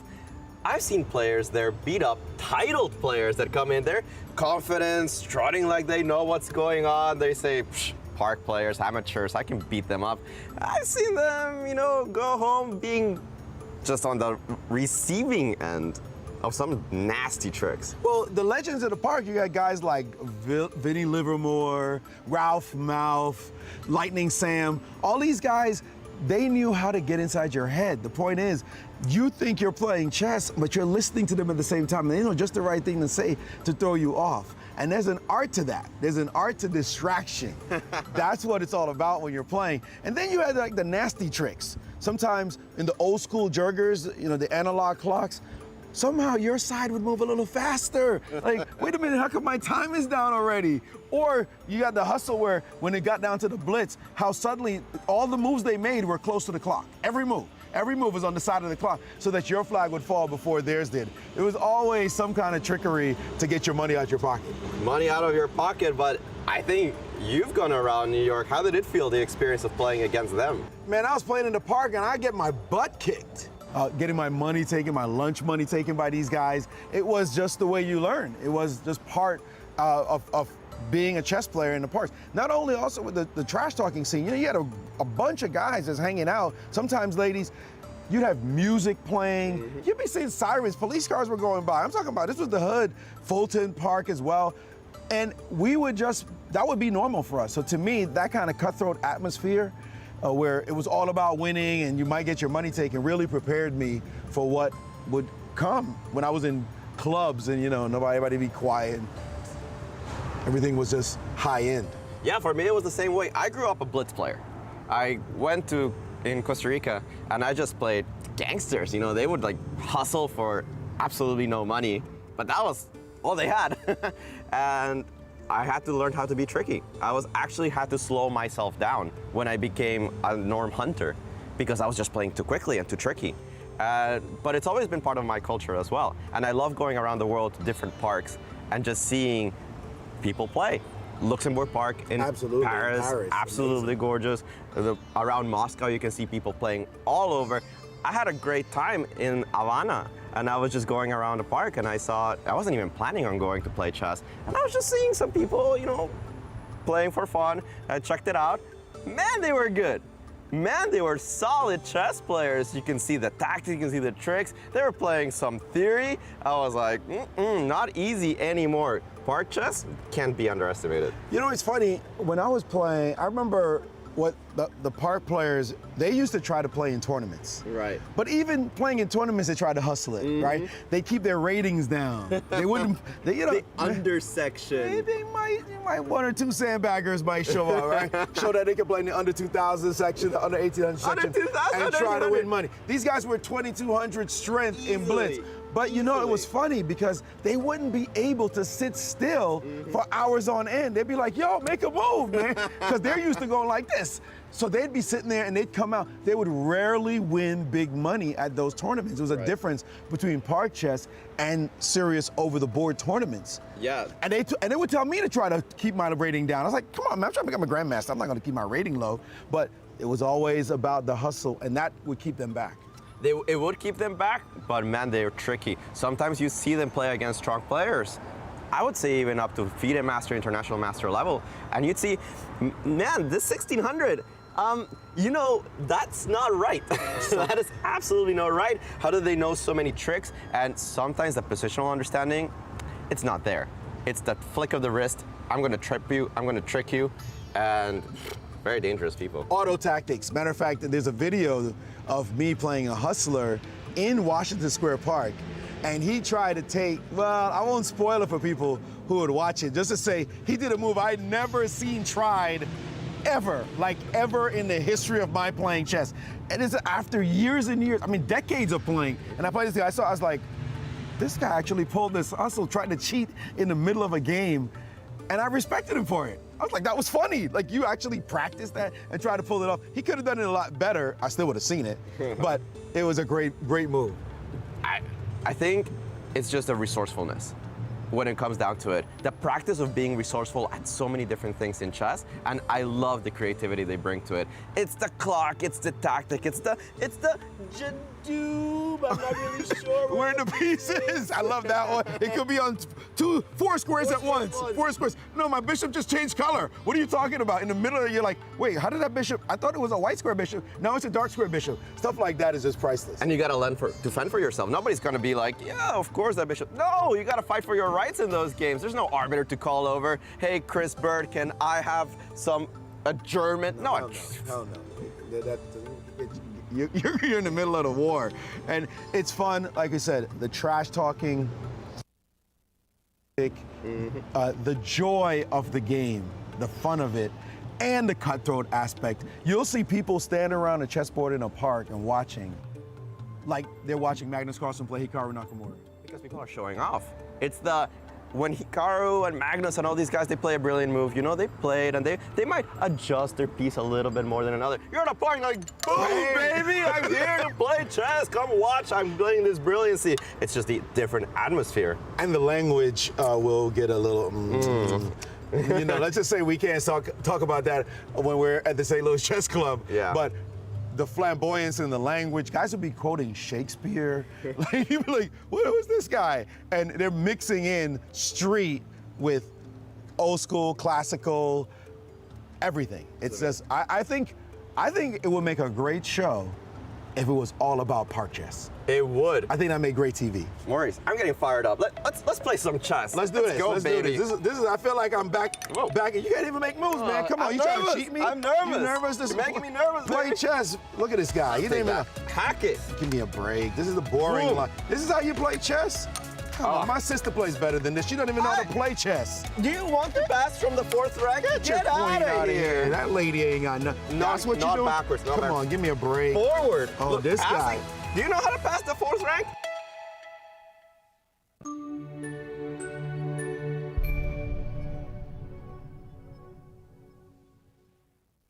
I'm Emily Allred, curator at the World Chess Hall of Fame.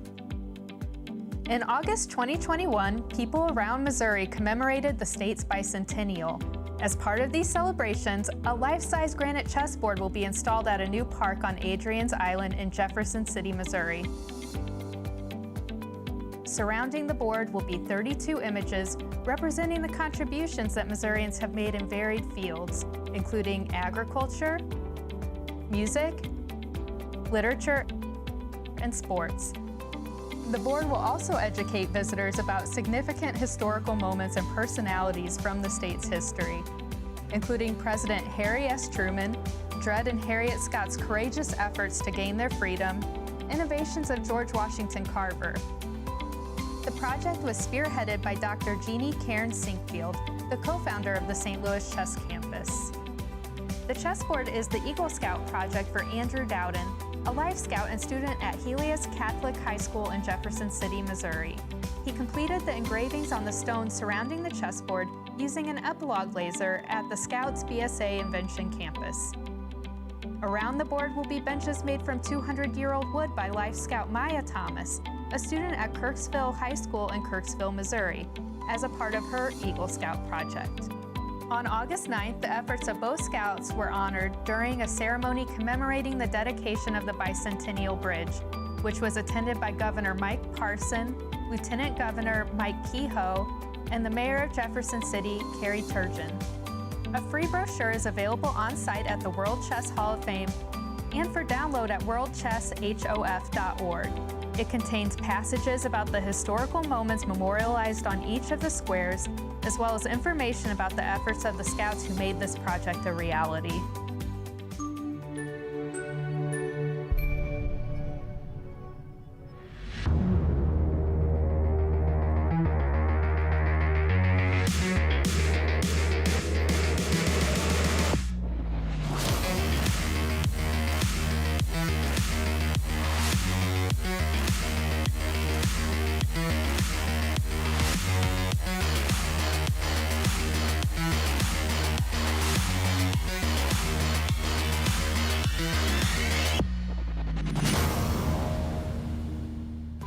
Welcome back to the 8th round of the Sinquefield Cup. Before we get into the action, we want to make a small commercial.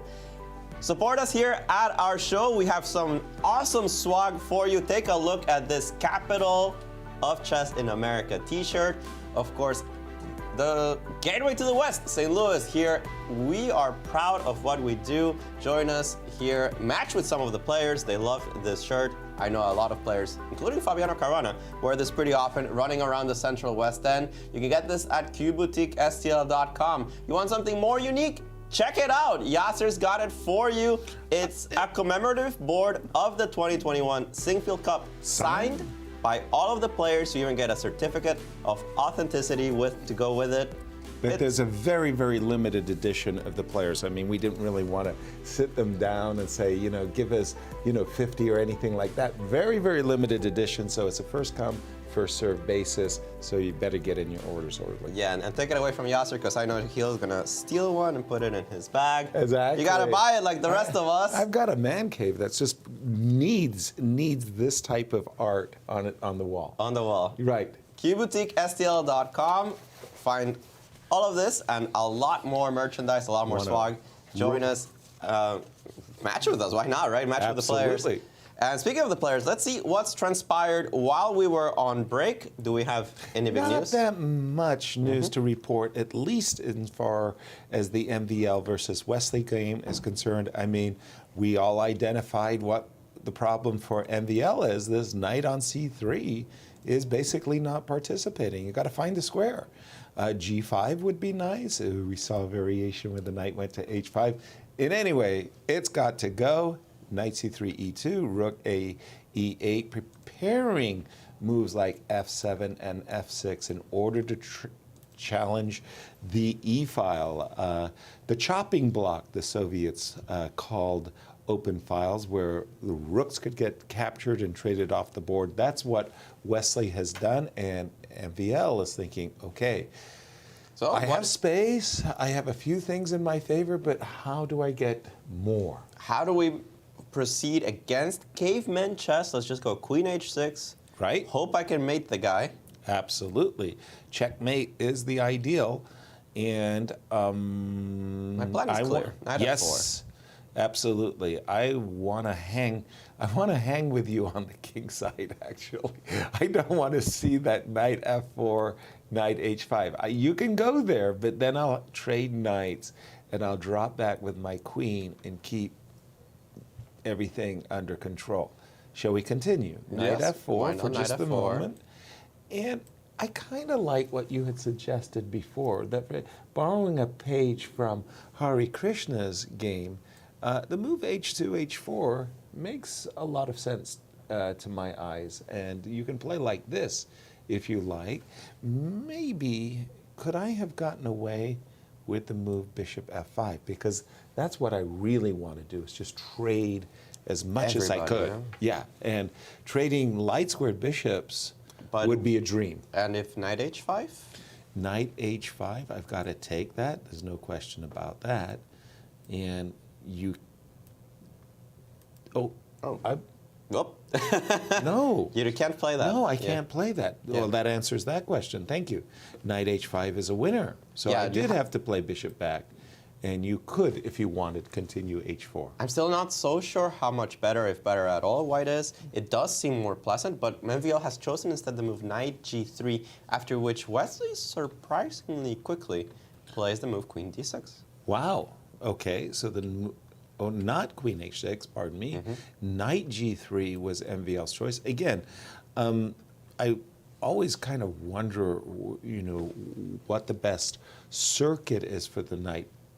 The move knight g3 is not intuitively obvious to me because the squares I want to go to, they're already covered, are by pawns. Right. So I would have thought in my mind that that knight g3 wasn't the best square, and I would have thought knight f4 would have been a better square. But knight g3, queen d6 immediately. Quite a surprise. It has a very clear threat. f7, f6. I want to trade queens. Or maybe win a rook. You still would have rook 5 e4, but right. yeah, but it's not what you want to play in this position. No, a very clear threat already by Wesley, the first one of the game. If you move the queen, this is the chopping block story that I was referring to a moment ago, as the rooks are now favorites to come off the board. Unless, knight h5 now does not work. Because the rook is defended too many times by both sets of minor pieces. The only thing you have to worry about in such positions is you constantly keep calculating, does bishop takes g6 work or not? But hence, to be on the very, very safe side of the story, you might even consider a very solid move like bishop f7. That's ultra safe, but I don't see the problem with it. It does seem like too many things are going to come off on the f file. I would love to keep that rook on e5, but I think this is why Wesley doesn't want to involve himself with any queen f6 action, is that he wants to keep the option of putting the pawn on f6 as the only way of really removing the rook from e5 open to himself. Fair. Maurice, what do you have for us? I'm thinking about something. You guys can help me out. And you think? I'm impressed that he thinks we can help him out. I just need a supporting cast. Okay. We're ready. We're ready. Here's the deal. Yep. If Wesley draws this game, Okay. and Fabi draws this game, we've been in his game. We've been talking. We had all those scenarios at the top of the show. Right. And I'm starting to think there's a simple scenario that goes, Wesley draws, Fabi draws, the Grand Chess Tour is over. Now this one is looking very close. I mean, very, very close. This pawn is weak for sure. This bishop, though, is creating some pressure. You don't want to necessarily play f3 because of the additional pressure there. And this pawn is, it's got some, we're still not in total draw land yet, but definitely this position is very close to a draw. Okay. If Fabi draws and Wesley also draws against MVL, I think the Grand Chess Tour is done. And because Fabi and Richard play tomorrow. Right. And if that's the case, Fabi could, let's say Richard even wins his game. If Richard wins his game, he will be a point, will be a half a point behind Wesley. Is that correct? No, he was a point behind. Yeah, he would be a half a point in the case of a draw.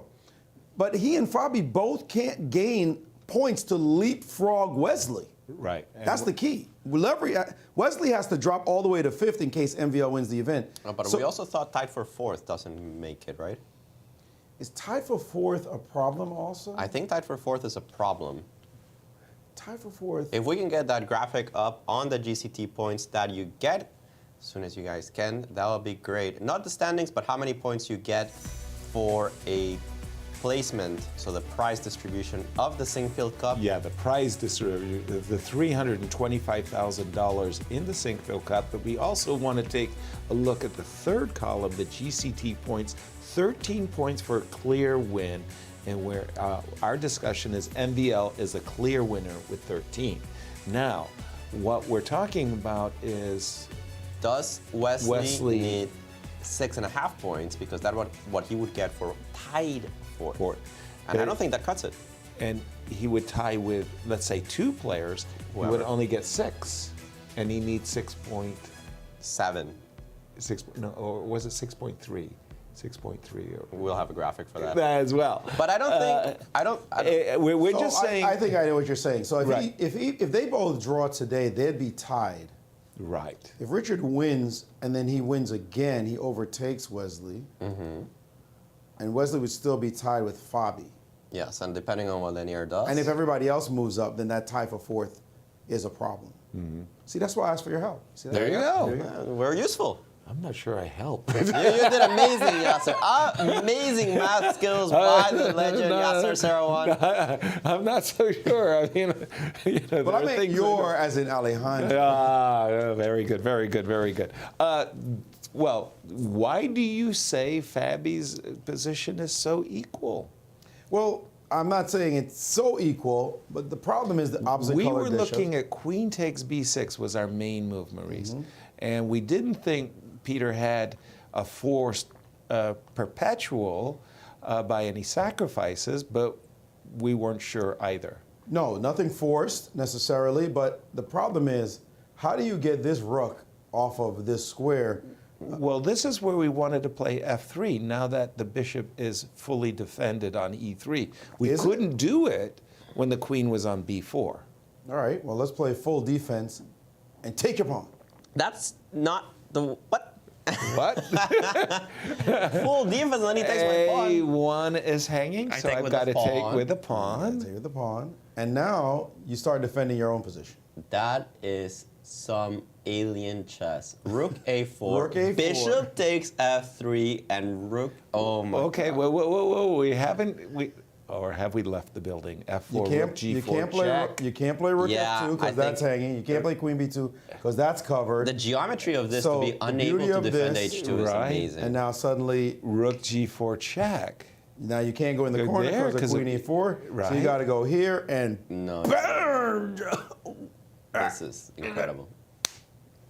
Brutal. Nice. Rook nice. a4. Rook A4. a4. Tactically holding position together and preparing a double and stopping f3. Man, they Incredible could line. give me. Wait a minute. Is this brilliancy prize up for grabs? Because if anything like this occurs on the board, we've got to give Peter our What kudos. brilliancy prize? Peter Svidler plays this. I'm gonna go up to him and be like, "You're one of my best friends, dude. But did you cheat? Rook a4, amazing. bishop f3, rook h4. What? Okay, go back to the position after rook a4. And you're telling me that rook a4, I get it. Rook a4 threatens d4, threatens bishop takes g2, other things, but There's a lot of stuff you just said. Whoa. This and this, that's a lot of stuff. Maybe it is too much stuff, and you find, and he's taking it. Maybe Okay. Peter If will we come up with rook see- a4. if we see rook a4 land on the board, and by the way, Is it forced for black to hold that equality? I'm sure he has a lot of moves in this position, Of right? course. More sane moves, I would say. yeah. Well, No, rook a4, rook is- a4, rook a3 are the type of moves Yeah, I would be that keeping be the my thing. eyes on. What else would right? you play? Right. Because hitting the queen. And like keeping the pawn on a2. Well, And actually, we were thinking of rook f6. We didn't really refute it, did we? I think we were going to go queen d4 But and you say but say takes rook fa6 and f3, and I get the g7 tickle. do you though? Yes. You guys I just do. threw out variations. Okay, let me put it on. audience- Let me bring it up on my screen over here. Queen takes b6. So the move rook a4 is extraordinary and really visual once you start to drill deeper and see why this rook, amazingly enough, goes from That's crazy. a8 to h4 in like a Superman leap. Like, That's how did just you nuts. do that? Also, So- the geometry Yeah. that there is no defense on h2, right? Because the queen on e5 attacks the rook on a1, so you can't use the rook. That queen on e5 covers b2, Yeah, It's and hits incredible. A1. We'll get into that. But what we thought was rook f6. And here I was just saying to Alejandro that I would think that in this type of variation, yeah, I still have something going on with white because after f3, you're going to win back this a2 pawn, but careful, careful, I'll get something going with my bishop posted. That's very true, but do you? I play king f7. And we still, we'll be fighting for another. Maybe you could play rook a4 right back here, No, Alejandro. rook I was e5. thinking- You had rook e3, didn't you? Sorry? King f7, rook e3. I want to play a3 and just guard the pawn. That's what I'm saying. Oh, no. I warm up to that. Yeah, I was no, gonna rook go. e3. I know. Oh, you don't care about that. Yeah, I Okay. was going to go here and pretend that And I what's was for wrong with choice. just keeping your pawn? And nothing is wrong with this move No, either. keeping your pawn I like, especially the passed a pawn. So we thought that rook f6, well, a very human move, and rook f6, ideas of rook g6 make a lot of sense. The move queen d4 comes with gain of tempo.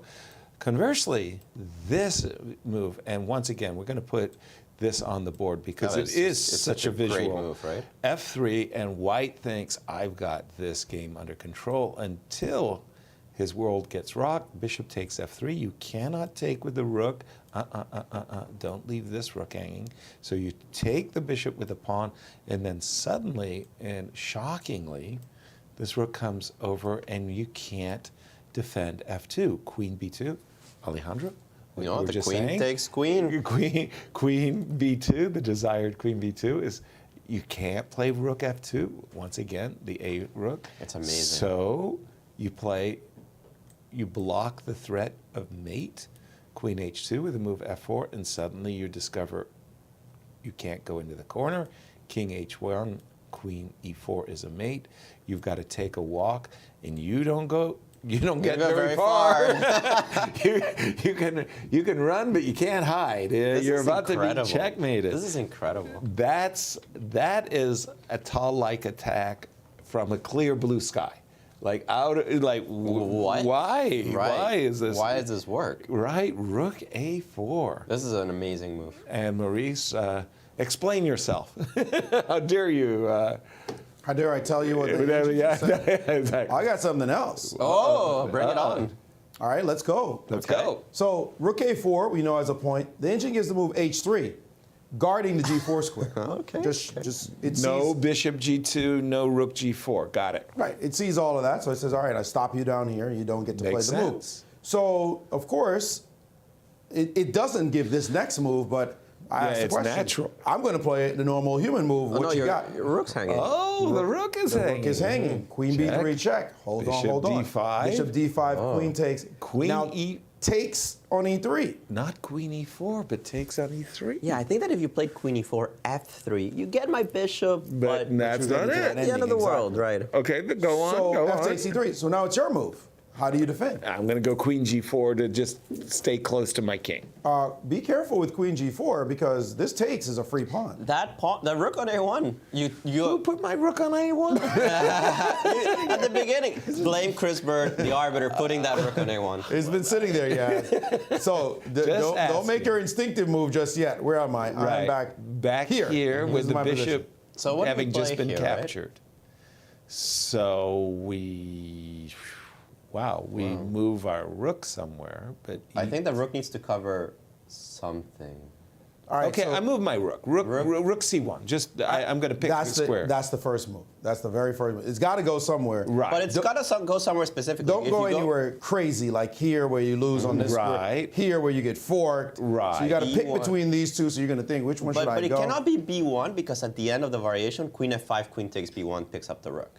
Another point. So this move, it's not quite clear what you just said there. You want to take on this square, takes, and this looks pretty much like it's, king takes, like it's going to win the game. The problem is the king can move, and you Right. can't take here because of this oopsie Didn't see that coming. at the very end of the line. So So Alejandro, B1 is you have in the to be- mix. Let me go back to the top. B1 is in the mix, but we'll go with the engine's first move, this Rook one. C1. And now what do you do about Queen G5? This position, Queen G4. everybody's going to play Queen G4. Right, that was With a one. little bit of a, like, give me two, wait a minute. Okay, I can't Wait, take I can't on it. take on that one because the Right. rook's on C1. Wait a Right. minute. Where'd How that is this come rook from? always hanging? Always I don't hanging. understand. The king now moves. We borrow this guy from you. We borrow this guy from you. What do you think about this endgame? You will lose this pawn, but are we lost?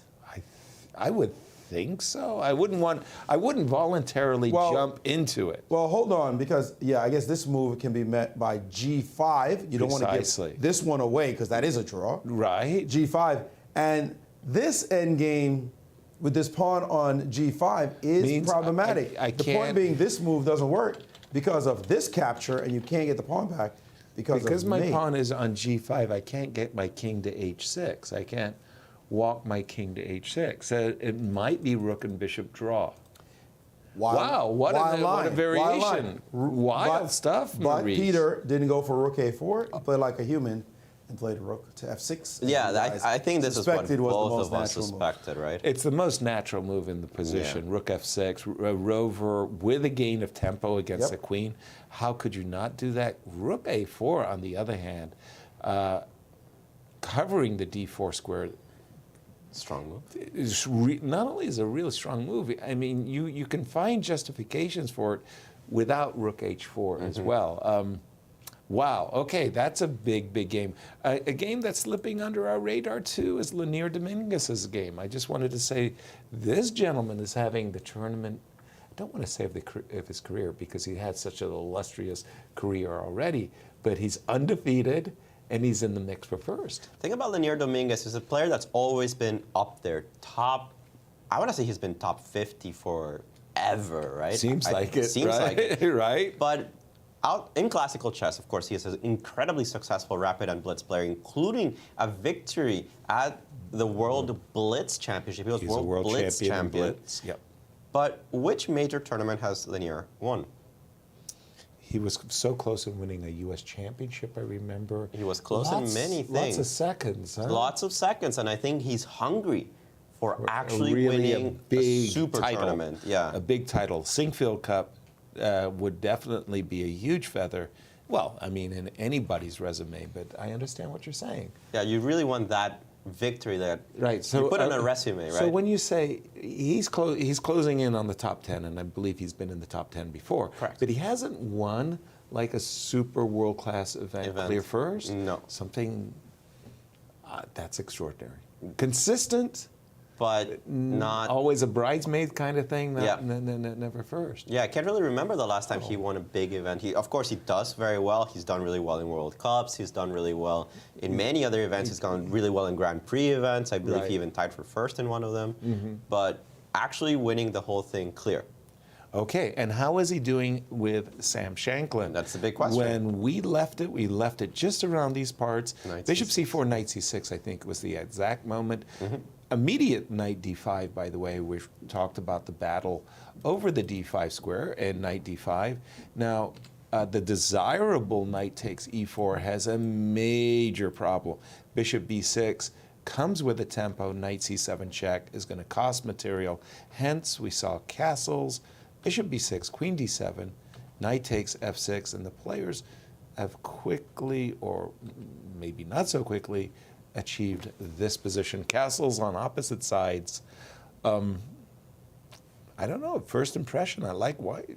First impression is very dangerous for black. I mean, but White's, And by the way, their lifetime score between these two players? I can't Not imagine there's many games. Right, a U.S. championship.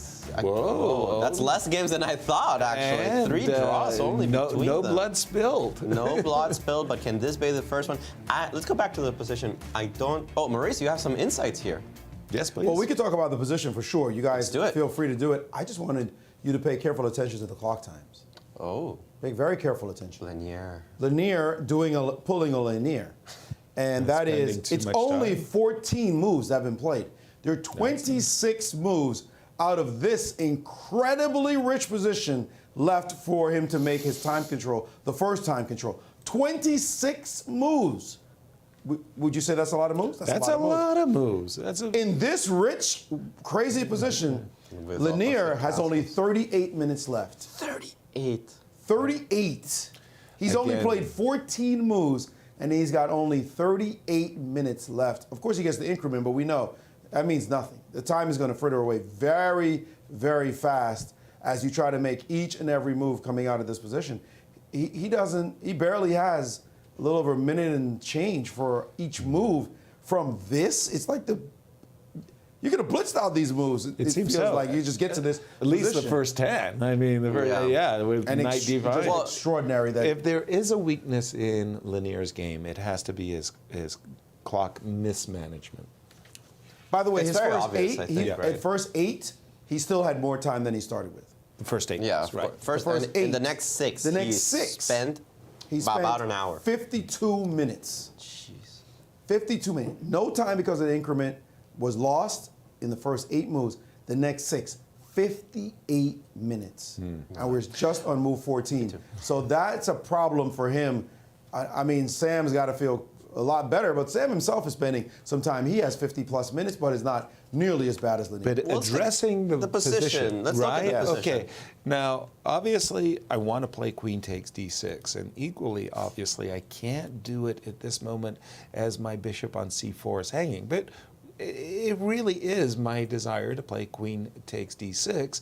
Don't play a move like rook d8 and leave the pawn on f7 hanging. I'm thinking queen b3, it would be a very good response to that poor decision, rook f8. So Sam, this knight on e7 needs a job, right? Like, would you play here in order to be able to bring your bishop back and maybe reroute the knight to a better square? I would Give never. me an idea. I would never leave the d5 square fully in white's control. I feel that for black to properly play this position, you need to at least have somebody watching over that square. Okay. I don't think we can give it up completely. I Fair don't enough. like, for example, knight g6. Okay. I'm not right now, right away, but the idea of g3 coming with h4.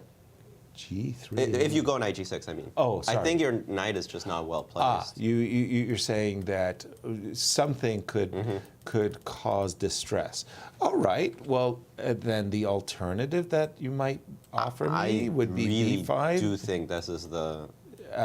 You take my pawn, I take your pawn. Okay. I'm not sure what to evaluate the endgame as.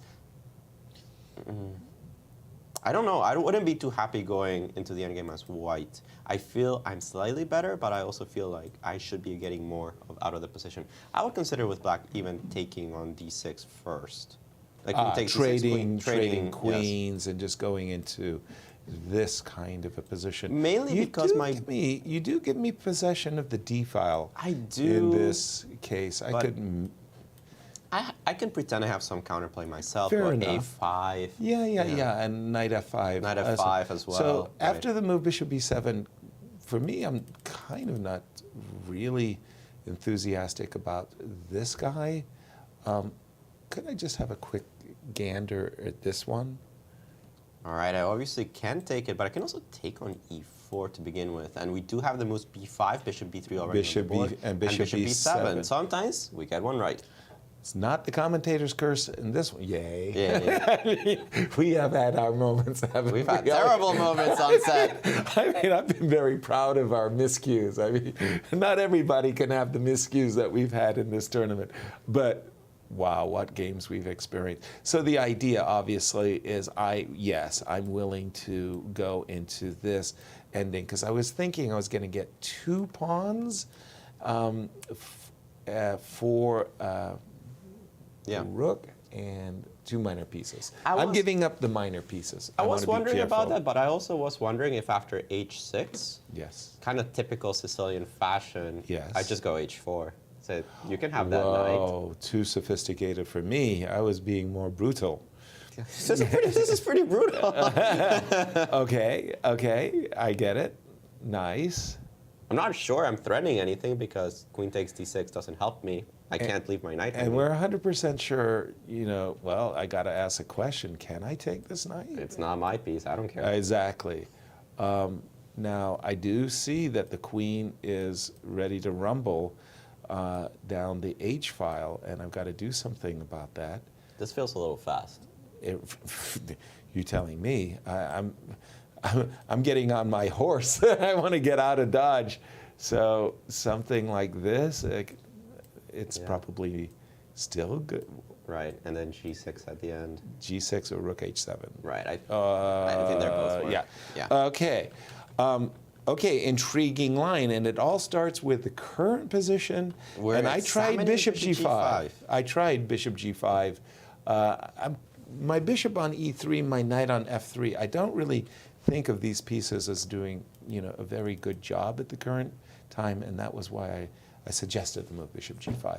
I like it. I like it a lot. Okay. And if you go down the line of Queen takes E4 in this position, I think you'll be very happy with White going into this endgame, because as opposed to the other ones we've been analyzing, there's a clear target for the rook. You have a target on F6 that you have to keep defending. You have a target on A6 you have to keep defending. Right. This one's all white. Exactly. I like White's advantages a lot. Back to you, Maurice, and this amazing Fabiano game. Well, Fabiano's not going to be happy after Rook F6 because he had to go into this endgame, and he's not going to easily advance his pawn or even retain his pawn, as there's a variation that is to pay attention to, and that is he can't let Rook G6 and an attack happen. That's going to be bad news. These sacrifices are coming too quickly, so he had to offer an exchange of queens. Peter quickly accepted the offer and put the Rook A6. We had this position on the board before on your screen. Right. The thing is, our very natural move after F3, getting ready to put the rook on F2 to guard the pawn on A2, can be met directly instead of Bishop D3 by Bishop C2. That's sophisticated. Yeah. Absolutely. All right, we like that. That's a touch. Rook F2 doesn't do anything. Your A pawn's simply hanging now. Eaten, yep. So that means now you have to go back into this line that you said, so you're already limited. I wanted to go rook to the G7. Give me the G7. And you were going to play rook. Remember we had the move rook E3 and being able to play A3 because the bishop was a target on the D3 square. Right. Not going to happen. So now the issue becomes getting down here with some action. The problem is Black can even play disruptor right now with this move, rook to A4, move your bishop. Your bishop starts to experience little issues. One major point is that this pawn now, let's say you just put it here, this pawn suddenly turned into a runaway. Like, why did this guy graduate? Pawn's going to go to D3. You're not thinking about winning anymore. It's like, wait. He's going all the way down the board. Okay, maybe you'll handle the position, but that's a problem. Where do you put the bishop in this position? Is there any place to put the bishop? Bishop here allows rook takes A2. Bishop C3 allows the move D4. This rook A4 move is annoying. Seriously. Now you have to play really sophisticated chess, and according to the engine, play rook C1, bail on this pawn, look for your activity, but you start to feel like the advantage is going slower and slower. Also, rook takes bishop could happen. For example, in this line, this position is absolutely not easy to be able to play because it's double rooks and this A pawn is advanced, but it's 3 against 2 here. But he's got a pass pawn, you've got a pass pawn. Looks like pass pawns will neutralize each other, and that 3 against 2 is going nowhere. Yeah. This is looking very, very close to Fabi not being able to produce any magic in this game, and likely a draw. And the same can be said by in the game, Maxime Vachier-Lagrave versus Wesley. So going nowhere. Going nowhere. The American player has fully neutralized any attempts.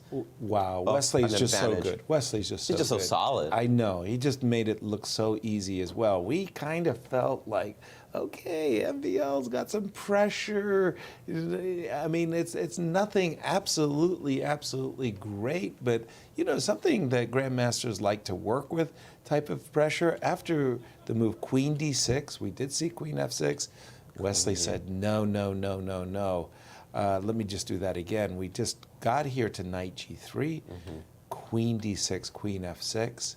Wesley said, no, this queen really is too powerful. I'll drop back with my own queen. There was a trade, and after H4, it's just like Wesley's perfectly in time. This was beautifully timed. Go away with the rook, and now I'll cover the G6 pawn with this bishop retreat, and at the same time trade rooks. The desirable rook E7 just walks into what we all know to be true. You're not threatening the pawn because this rook actually defends this rook on e1, and the best move is to probably trade. You can't lose a rook like this. Oops. So rook e7 is no threat. And after bishop f7, the players traded, and we talked about the chopping block. Yeah, so it's just going nowhere, huh?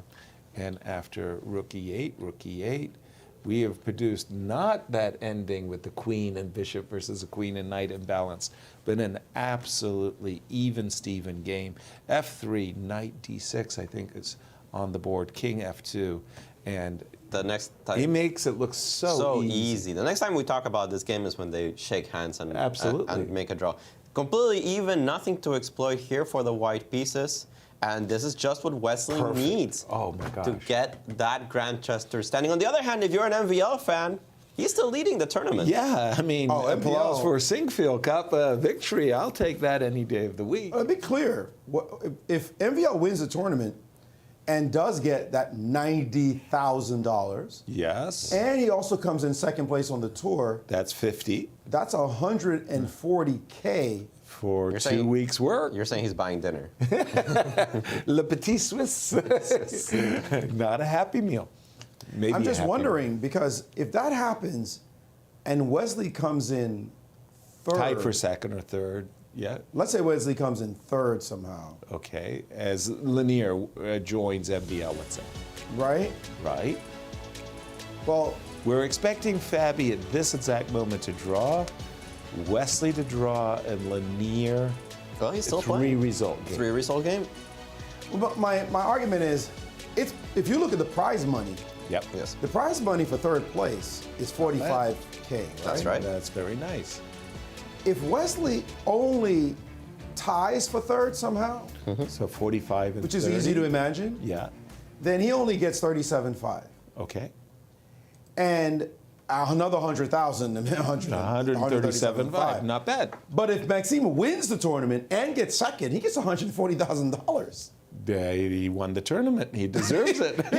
he gets the tournament, second place on the tour. He gets more money than the tour winner in the last event.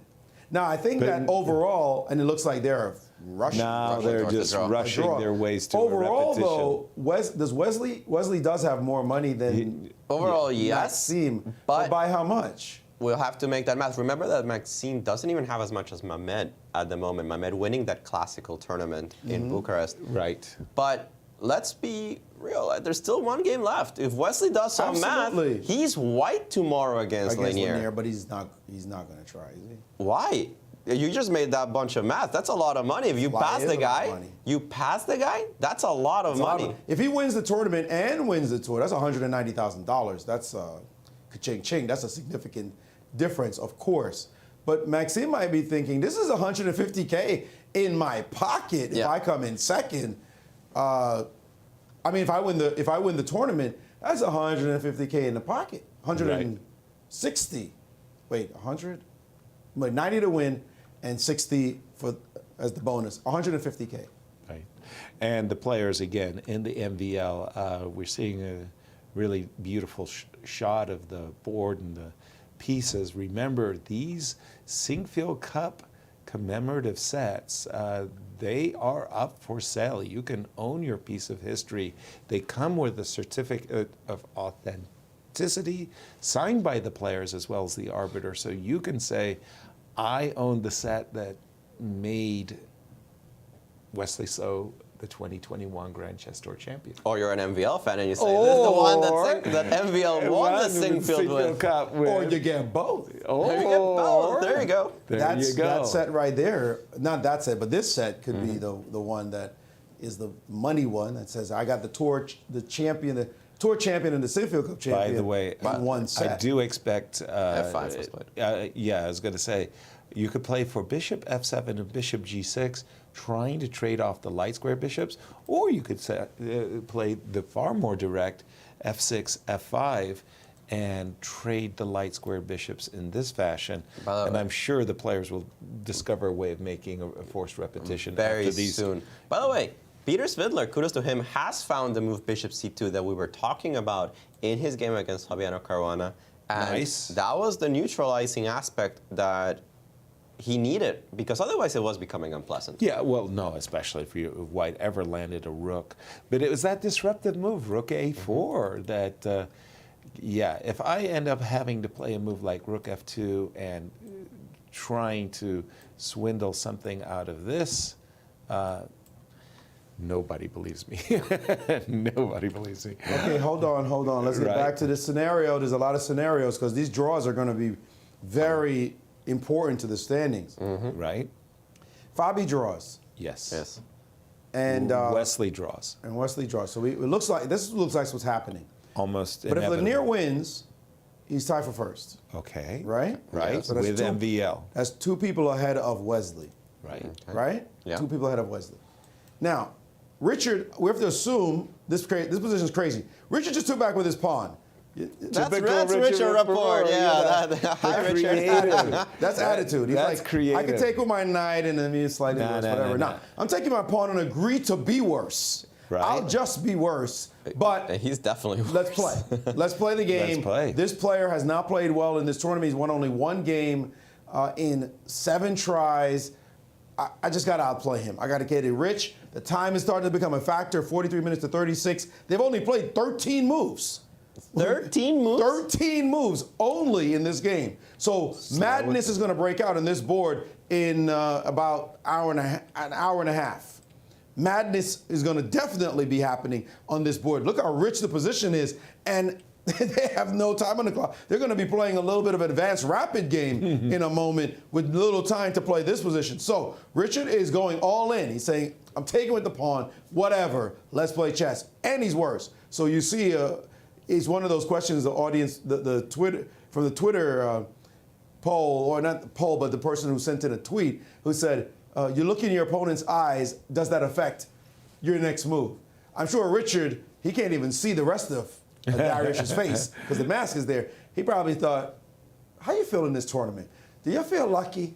You're going to try to beat me? Let me just play a wild move. Let's just get crazy and just make a move. Pawn takes. That clearly is not the kind of move you should be playing from a positional standpoint.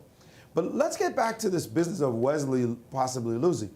If Lenier wins, that's a big if, and we know MVL's making the draw, that's 2 players ahead of Wesley. Right. Wesley can't afford to have Fabi overtake him.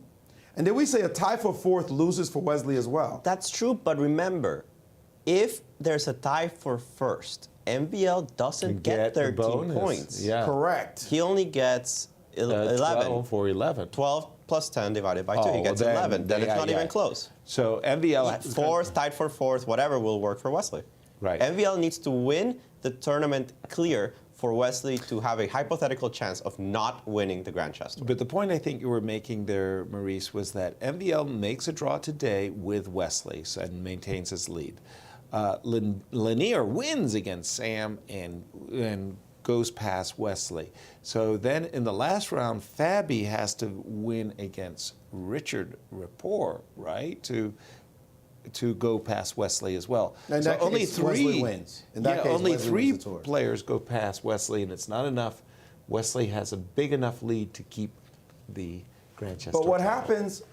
What happens? And if, by the way, no, as we're getting a draw coming here, what happens if Richard beats Fabi though? I mean, these numbers Okay. are mind-numbing. okay, What happens that's a if different kettle of fish altogether. If Richard beats Fabi, there's a 3-way tie for 3rd, and he gets 7 points. Yeah, chess players are not mathematicians. Wait a minute. That means I mean, a draw now. I don't understand. How Which this doesn't scenario work. If in Wesley which draws now, doesn't win? If Wesley draws now and It Fabi almost draws, sounds like a clinch. how does he right? not clinch? Right? I don't understand. Richard beats Fabi. Richard would have to overtake Wesley. And by the way, I'm sure the players. How come the players haven't? Yeah, no, yet it's discovered? impossible. It's impossible. So I we don't see think how it a happens. draw might very well clinch. No, I see how. He How? would have to lose tomorrow, and Richard wins. That's the way. But Fabi would still be tied with him. Yeah. And they've tied for 4th. But tie for 4th loses for him, we said. So that's the only way, right? Richard has to win now, and then win tomorrow Beat- against Fabi. And MVL will have to win his final game too. an MVL. Well, no, Lenier Because No, he needs MVL the needs to 13 win points. his He final needs 13 game. He needs the points. full, because Lenier's winning against Wesley. This is the only scenario we're talking about, right? Jeez Louise. It's very unlikely. I think for the practical odds are purposes, so slim. for That practical draw purposes, just this draw locks things clinch up. it. I That agree. is just I all agree. those It just numbers are sounds- weird. But also, this draw also clinches second place for MVL. Yes. Fabi cannot overtake him No. with any result. Fabi cannot separate himself. He can overtake him 50,000. and even win the tournament, but he cannot separate himself far enough. Right. Because there's a big gap between him and Fabi right now. So this draw, as far as MVL is concerned, in the pocket, we can talk about scenarios later, but it also means he has a free roll tomorrow. Right. He's got the 50,000 He's got runner-up. he's got the guaranteed Bonus. runner-up, and then he just has to decide: does he want to go for it to try to win the tour, or does he stay conservative and win the Sinquefield Cup? Conservative win the Sinquefield Cup. Black against Mamedyarov? I mean, it's not the worst person to try to win with black. I know what I'm doing tomorrow. I'm coming into the studio and I'm going to call a very, very nice final round. That's what I'm doing. By the way, just quickly jumping in, it's 3 versus 3 against MVL. MVL has something to talk about the pawns, but no. A very likely draw in this game. I wanted to go to the game of Lenier and Sam Shankland for just a moment, because for me, a bit of surprise that Lenier, in this position, did not essay the move Bishop G5. Rather, he went immediately for this trade, and, well, that's... Unless there's some follow. Can I play Bishop G5 anyway? I was going to go Knight G5. You beat me to the punch. I was going to go Knight G5. Sorry, Bishop G5 anyway? I think so. And I can maybe tickle the rook, unless there's some beautiful exchange sacrifice that does me wrong. Well, I could consider it, right? By Yes. take. Yes, you could. It's not my pieces. Yes, exactly. That's a beautiful thing about being chess commentators. We get to take all of our oops. That's mate in one. And here is the very end of the MVL against Wesley game. Boy, they've hosed the whole board, haven't they? Well, technically, black can still win. Correct. Actually, white could still win. Correct. But not after both pawns disappear and a draw there. Relief for Wesley. Oh, yeah. I think he handled it well. This is the thing about Wesley. He handles his pressure. So he makes it look Superb. easy. When he defends uncomfortable positions. Yeah. What he just did with makes it Fabi look was amazing. easy. What he just did with MVL. The way he won against Derek was a model victory. He took no risks whatsoever as black. He always was in control. And then suddenly, the moment Derek made one slip, it was just game over. And he won. Yeah. Wesley, that's consistency. What will consistency get you, Maurice? Grandchester championship title. Apparently. By the way, Bishop C2, I think, was overlooked by Fabi because he has not moved in quite some time since this move landed on the board. This is headed towards a draw, too. This one is really looking more and more drawish by the second. I'm sure Fabi just can't believe it. He thought maybe grabbing that pawn on B6 would have led to something, but this move, Bishop C2, must have come as a surprise to him because he's just frozen. It's like, what is that one? Yeah. Geometrically a beautiful move, Bishop C2, and Fabi doesn't have the posture of a man who thinks that this position is winning. Offering look at this. opportunity. This is the like. Man. Oh, man.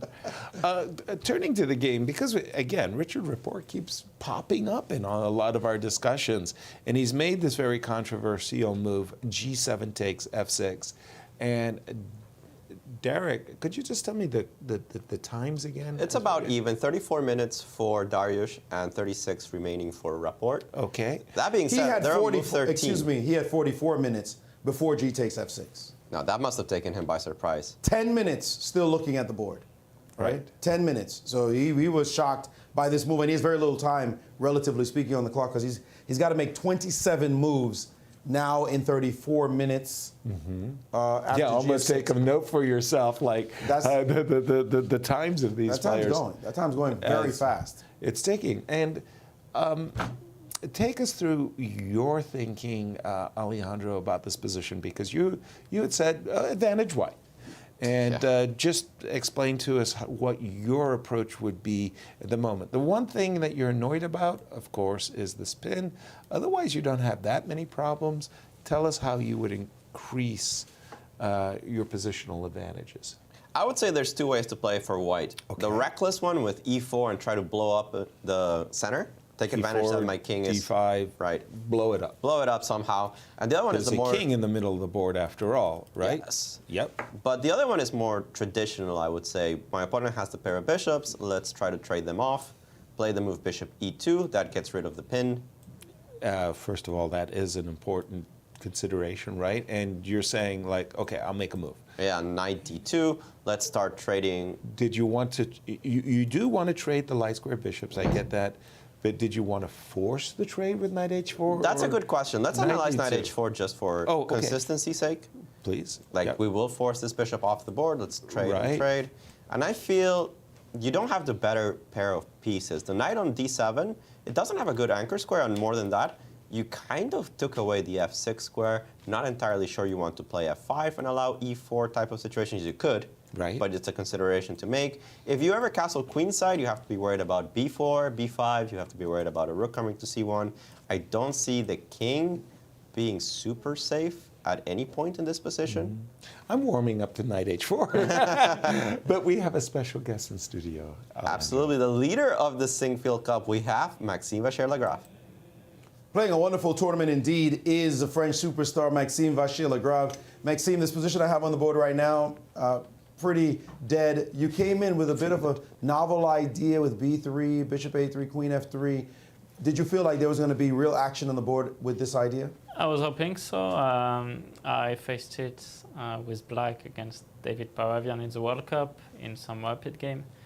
And I don't know, I felt like I have lots of pressure, but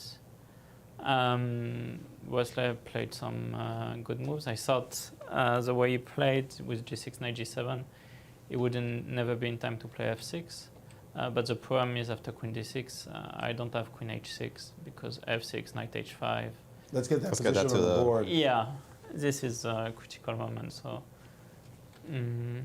yeah, knight g3 here. I'm not completely sure actually that that was correct. Maybe I should go queen d2, but it also didn't feel like it's enough. Queen d2 to go knight f4, of course. But yeah, this shouldn't be much. And the thing is, after queen d6, I intended queen h6, f6, knight h5. But you just take on h5, you play rook e7, and maybe I have problems because the rook on h5 is not comfortable, and I don't have rook e3. Also, that's important because you take, and after rook g3, you have bishop g4 covering. So then I exchange queens, and well, given the tournament situation, I was not gonna take two. Explain Explain that to us. Given the tournament situation, you say you're not going to take too many risks. Well, of course, like if a situation that permitted me to get more initiative, I would have played nobody. But here, I don't think it's wise to, in an equal position to force things because I'm half a point ahead. So no reason to risk it all. Are you still thinking Grand Chess Tour or a second place, which looks like you've wrapped up second place? Good enough. Not second yet. place on the tour, I'm talking about. On the tour, maybe. Doesn't really matter, honestly. But I'm more thinking about tournament victory. You want to win it all. I mean, at this point, I might as well try. If Lenier wins today and there's a tie for first, your efforts to go into tomorrow's game, knowing he's got black against Wesley. We'll take it step by step. Anyway, I'm playing Shah with black tomorrow, so definitely it will be. That's also why I was hoping to put in more pressure today, but it wasn't the case. All right. Well, thank you very much for joining us, and good luck tomorrow. Maxime, I have a quick question for you, because I just wanted to ask you for your judgment on the following variation. You have just played the move Queen F3, and here in studio, Alejandro and I were looking at an exchange sacrifice. We wanted to ask your opinion on what you thought about the move Knight F5, Bishop takes F8, Knight takes D4. Well, you might guess that this is in my notes. You had prepared Queen takes F6. Well, it is a move. Okay. It is It is a move. It is a move. Not revealing, not spilling out those variations. Very nice, very nice. We get it. We enjoyed ourselves, let's put it that way. Thank you, and good luck tomorrow, Maxime. Thank you very much. Well, wonderful, wonderful event. One of the most decisive players. Absolutely. He could be the first to find the history note. No player has ever won the Sinquefield Cup having lost a game. That would be amazing. And the only person that could prevent that, there's two people still in the running. Okay. Lenier and Wesley have not lost a game in this tournament so far. Right. So They're still in the running. It may happen. Now, speaking about Lenier for just a moment. He is stuck. He's stuck. But the time, still a factor. That's what I'm saying. 21 minutes for the remaining 23 moves. What, say that again, please? 21 minutes No. for the remaining 23 moves. He's playing at a rate of a minute a move plus increment. Okay. And that's not very comfortable. I understand it's an endgame. I understand it's a little bit more simplified. Mm-hmm. Probably you won't be calculating tons and tons of variations. Right. Yeah. But you gotta move, dude. I know. That's part of the game. Moment, right. You know, your clock, the clock becomes such a factor that sometimes you just kind of like, brain just freezes, and it can cause a massive accident. But once again, we have in studio our tour leader. Our tour leader, Wesley So. Indeed, leading the Grand Chess Tour is Wesley So. Wesley, were you concerned by the speed with which he was moving initially, and this line, did it come as a surprise to you at all? Yeah, that's true. I didn't expect Rook A1 today. I think Maximus played a few lines. Generally, he sticks to his lines. He's very principled. He doesn't. But today, I'm surprised he played Rook A1. I thought he would go for the endgame or some D3 stuff. So yeah, it's surprising, but I actually didn't analyze this D4, like Knight C3. This was the ending that you had prepared probably all day and all night for? not all day, but all night. Yeah. Okay. But yeah, also like Maxime is very principled. He could also play Bishop C4 and move through the Gyuko piano. Yes. And also it's very complex. I thought that's what he would go for. But I didn't look at this D4 for a long time. D5, B3. I think I was supposed to play Bishop E6 and Knight D6. I think it's slightly more accurate. That way, White cannot play this Queen F3 idea. Because here he has Queen F3. And Black is slightly worse. But fortunately, it's very solid. I can't remember any analysis here. I'm not sure if I could take him pawn D4. But here, At which moment? Bishop, like here, like computer would give a more accurate move, yeah? Like they say Bishop E6 is dubious, but maybe this Rook AD1, and it's very dangerous. This was without bad. preparation. This is really the dangerous. computer played Knight F5. But so why did the computer give Bishop E6 as dubious? Knight F5 here was the computer's top choice. Bishop F8, Knight D4. Yeah, Dennis Boros mentioned Queen F6 here after the game, Yes. but like I don't remember anything. Okay. GF6, that looks okay for Black, but with the engine.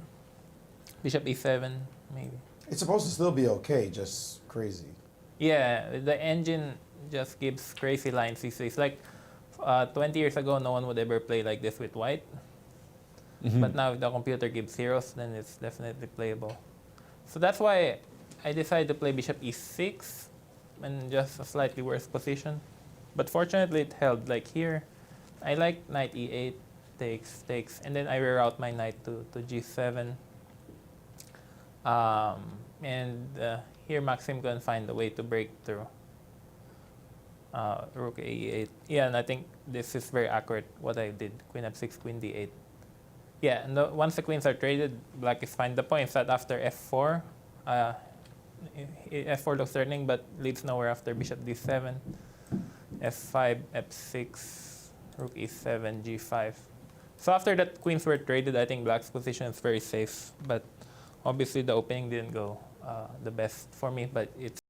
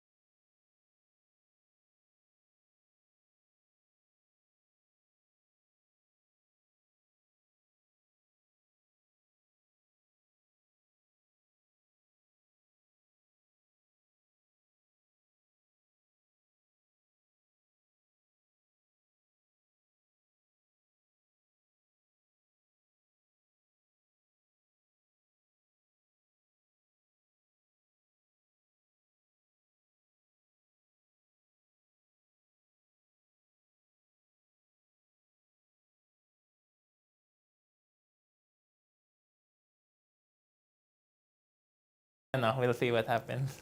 All right, well, good luck in the last game. Yeah, it seems like you want me to predict. I'm just trying to pull something out of you. Yeah, that's true. Lenier is very solid with black. Let's see if he plays his usual stuff. Wesley, does it, sorry, just last quick question, I'll let you go and prepare for your last round. Game, does it affect your individual score versus MVL? As we did a head-to-head, and we were rather surprised that he's taken you down. What's the score? It's 4-0 with 16 draws. With a lot of draws, but you never, does that go through your head for a big game like today's game? Yeah, Maxim, it's no secret, Maxim has always been my kryptonite. I think partly the reason is because he plays very dynamic openings. With black, he plays the Najdorf and the Grunfeld openings, which I tend to be uncomfortable against, and he knows them very well.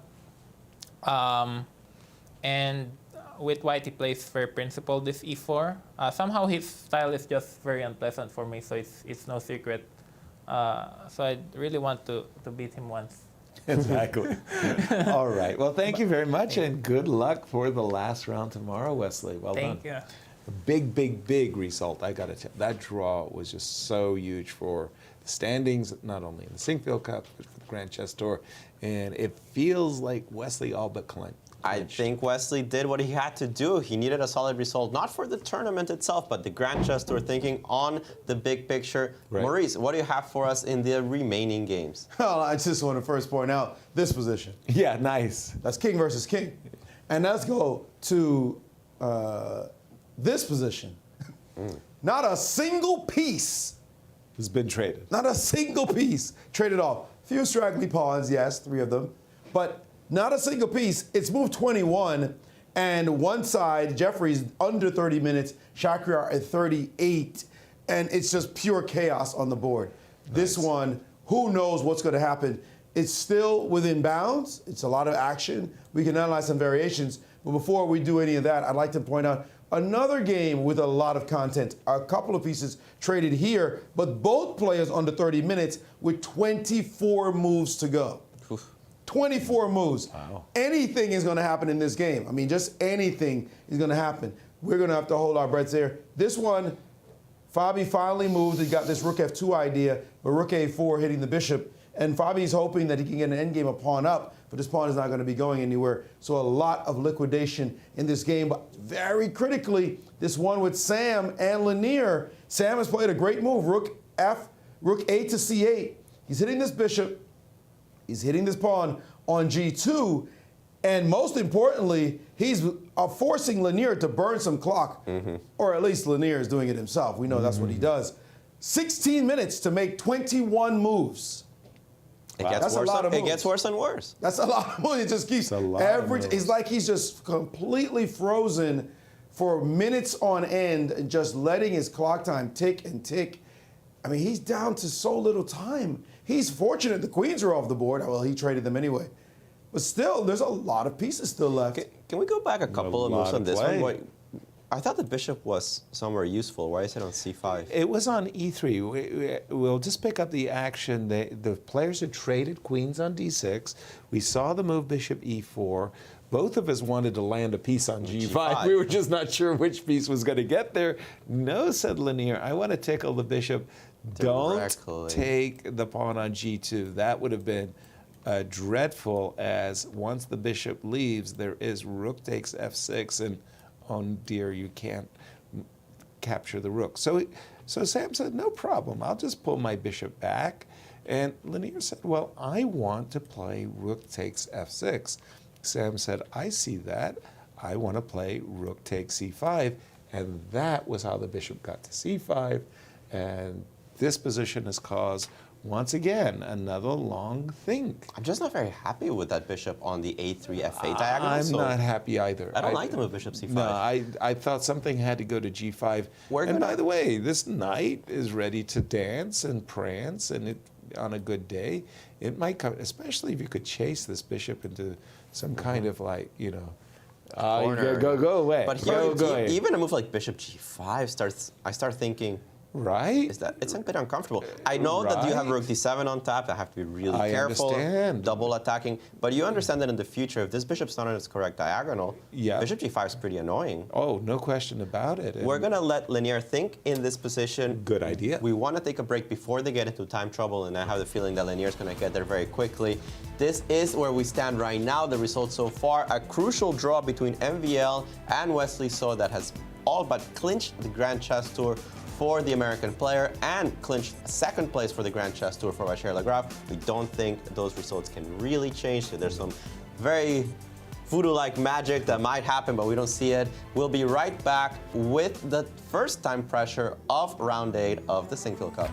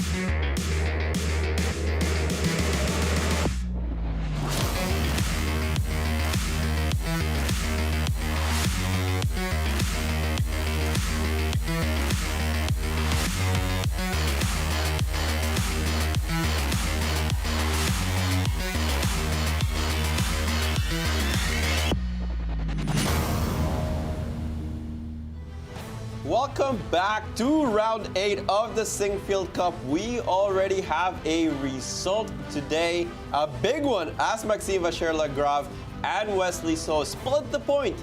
We think this makes sure that Wesley wins the Grandchester. We haven't found a mathematical refutation to that line, but that also guarantees MVL second place on the tour, but plenty to play for and the Sinquefield Cup. Let's take a look where we stand in today's round. Okay, well, let's pick up the action in the game between Lenier and Sam. Lenier comes into this round tied for first, and we left it more or less around this position. We just saw the move knight d2, don't take on g2. The bishop dropped back. Bishop went to c5, rook c8, and after the move rook d7, Sam said, just a second, can I steal a pawn? Bishop takes g2. Lenier said, yes, you can. And we can get into this bishops of opposite color position. And after the move knight f5, bishop d5 came quickly by Lenier. Time trouble is a big factor. White's down a pawn, but he's got some good squares for his pieces, I want to say. The move knight e4 on tap for Lenier. We keep an eye on this all-important matchup as we go around the horn. And your student, I want to say Darish, has an advantage against Richard, but as more and more pieces are getting traded, I just kind of feel the advantage is slowly ebbing away, and that more of a balanced position is being reached than an advantage for either player. We just saw the move bishop takes c3. I'm expecting rook takes c3. Yeah, which was very quickly played. And remember, both players into a bit of time trouble. Not quite there yet, but again, the clock is a factor in this game. Exactly. Now, I think you want to play queen c7 to prepare the move castles and rook g8. Again, I see this as a 3-result game, although I would have a slight preference for white exactly at this moment. Continuing, huge game. A very, very important game going on between Fabi and Peter, but thanks to the bishops of opposite colors, we kind of think that, well, Peter should be drawing, but he's still on the back foot. It's not a pure equality yet for Peter. No, although in this particular position, I do imagine that if you mishandle it with white, that d-pawn is not completely trivial to stop. Yeah, right. I was thinking that after the move bishop to d6. I was thinking king e6 first. Oh, funnily enough, I was thinking similar to you. But remove this bishop from d6. I want to hit this bishop. If I could get the bishop to move, then I would trade rooks. Yeah, not to f4 probably, just saying. Oops, sorry, to g3. Ah, geez, where do I put it? All the way back to g3. Thank you for that. After trades, then I could go after, because when the rook was on a5, you could tickle my rook, but now I have to move bishop here, and I just feel like draw is inevitable if I get to play rook takes a2. Lastly, the game with all the pieces on the board. King versus king in one position, and not a single piece traded. 3 pawns have been traded. Oh! I take it back. It looks like a pair of rooks has off the board. I think the rooks were on the board when we said that. Yeah. And this is the current position. First impression, pretty unpleasant for black. I don't like the offside queen on a5. I understand you want to return it to c7 as soon as possible. Although that you will have some problems with the pawn on a6.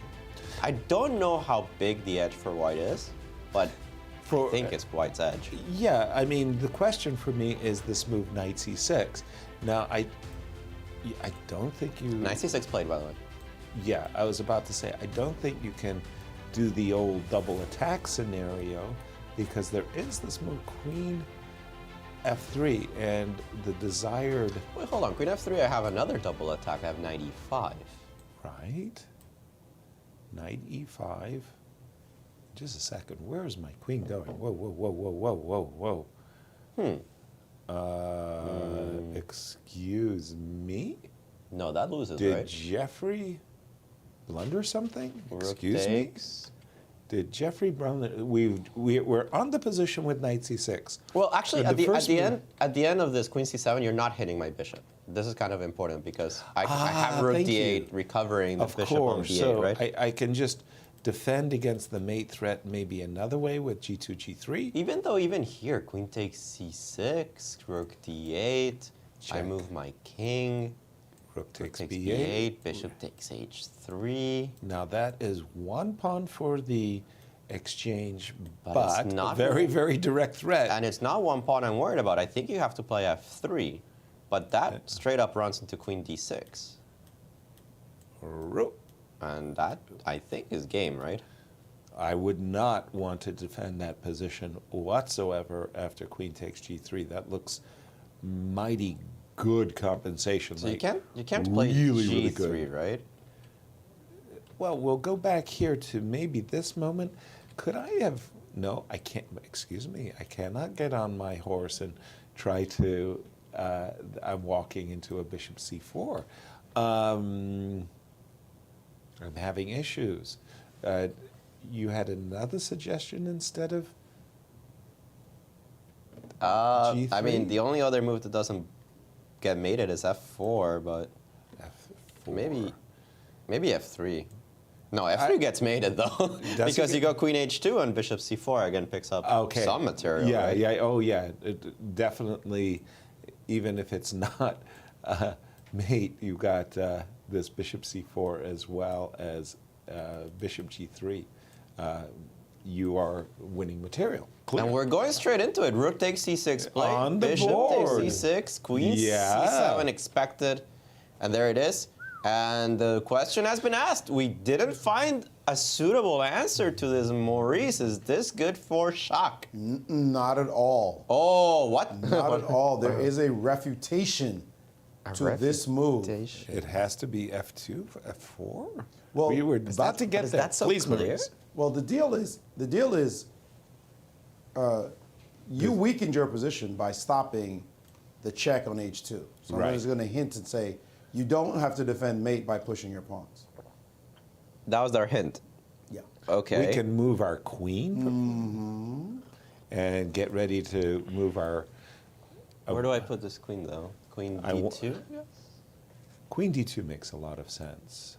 But queen d2, but queen d2 There's gets a bishop mated. c4 check. Yeah, it still gets What do you- mated. Okay, we can show this line, right? Queen d2, queen h2, king you- f1. We're running, but But we're not not very far. we're Bishop not- c4 check, king e1, queen g1 is mate. Same thing if you play knight e2. Queen h1 is mate because you don't have any squares. Right? And Jeffrey played pretty quickly on move f4, which is what we were considering, but not when Maurice was telling us. Let's try to find Maurice's move first. He did play f4. Queen. He said queen, right? Well, our we initial refuted move queen was f3, queen f3, but we refuted that walked right? into knight e5. I think this is pretty straightforward. Unless I'm missing some marvelous tactic with in this moment. I don't see it. No, I No. don't. Okay, his f4 turns out is also good. All It's right, like but queen, what was it? queen c2 Just- sidesteps everything. Because you have d2 for the Because the king can run. And knight takes f4 on the board. This is getting a bit wild, but queen d2 played very quickly by Jeffrey, saying, I saw all of this. I do not care about your initiative. I do not care about this knight landing somewhere. I would care if the knight lands somewhere I because would very I would much be so. very afraid of this knight moving somewhere. Knight, Exactly. I don't know. Where do I put this knight? Knight d5? No, knight d5 is too much, right? Well, first of all, what about just moving the knight and saying? He wants to play queen d8. Oh, excuse me. Yeah, he of wants course to trade the does. queens. Remember, of course White's, he does. White's up no. on exchange. If I trade queens, that's the end of the game. That's too Right. much extra material. So this knight needs to land on the d file. I assume knight. By the way, okay, so queen takes. It does threaten queen takes g2, right, mate? Yeah, but, So you're going to have to take, and I can. but you are down the exchange. I don't think that's enough. Okay. So queen d2, knight. Knight takes h3. No, the problem with knight takes h3 is that you open the defense of the queen to the h2 square. Just a second. Let me just put this on the board for just a moment, because I was. In hoping the to immortal pose- words of Nobody believes you. No, I this know, is too it's much, just- right? it is I mean, fun. Maurice might yell at us and be like, "Yes, of course this works," but I would never see it. Exactly. Knight. Can I play knight d3? Where's the where's the king go?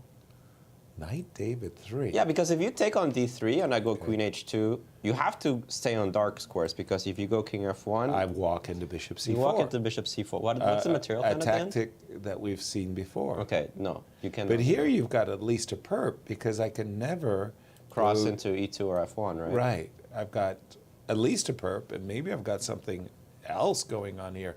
I wouldn't be that surprised. There's not a lot of defenders around the king.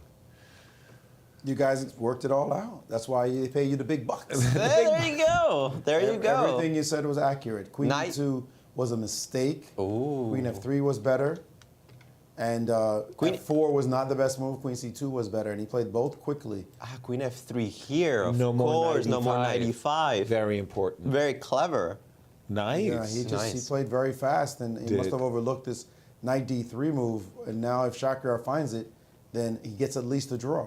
Well, he had a real chance to win, did Jeffrey, and he just made his last two moves very quickly. Right. And now knight d3 is a monster move.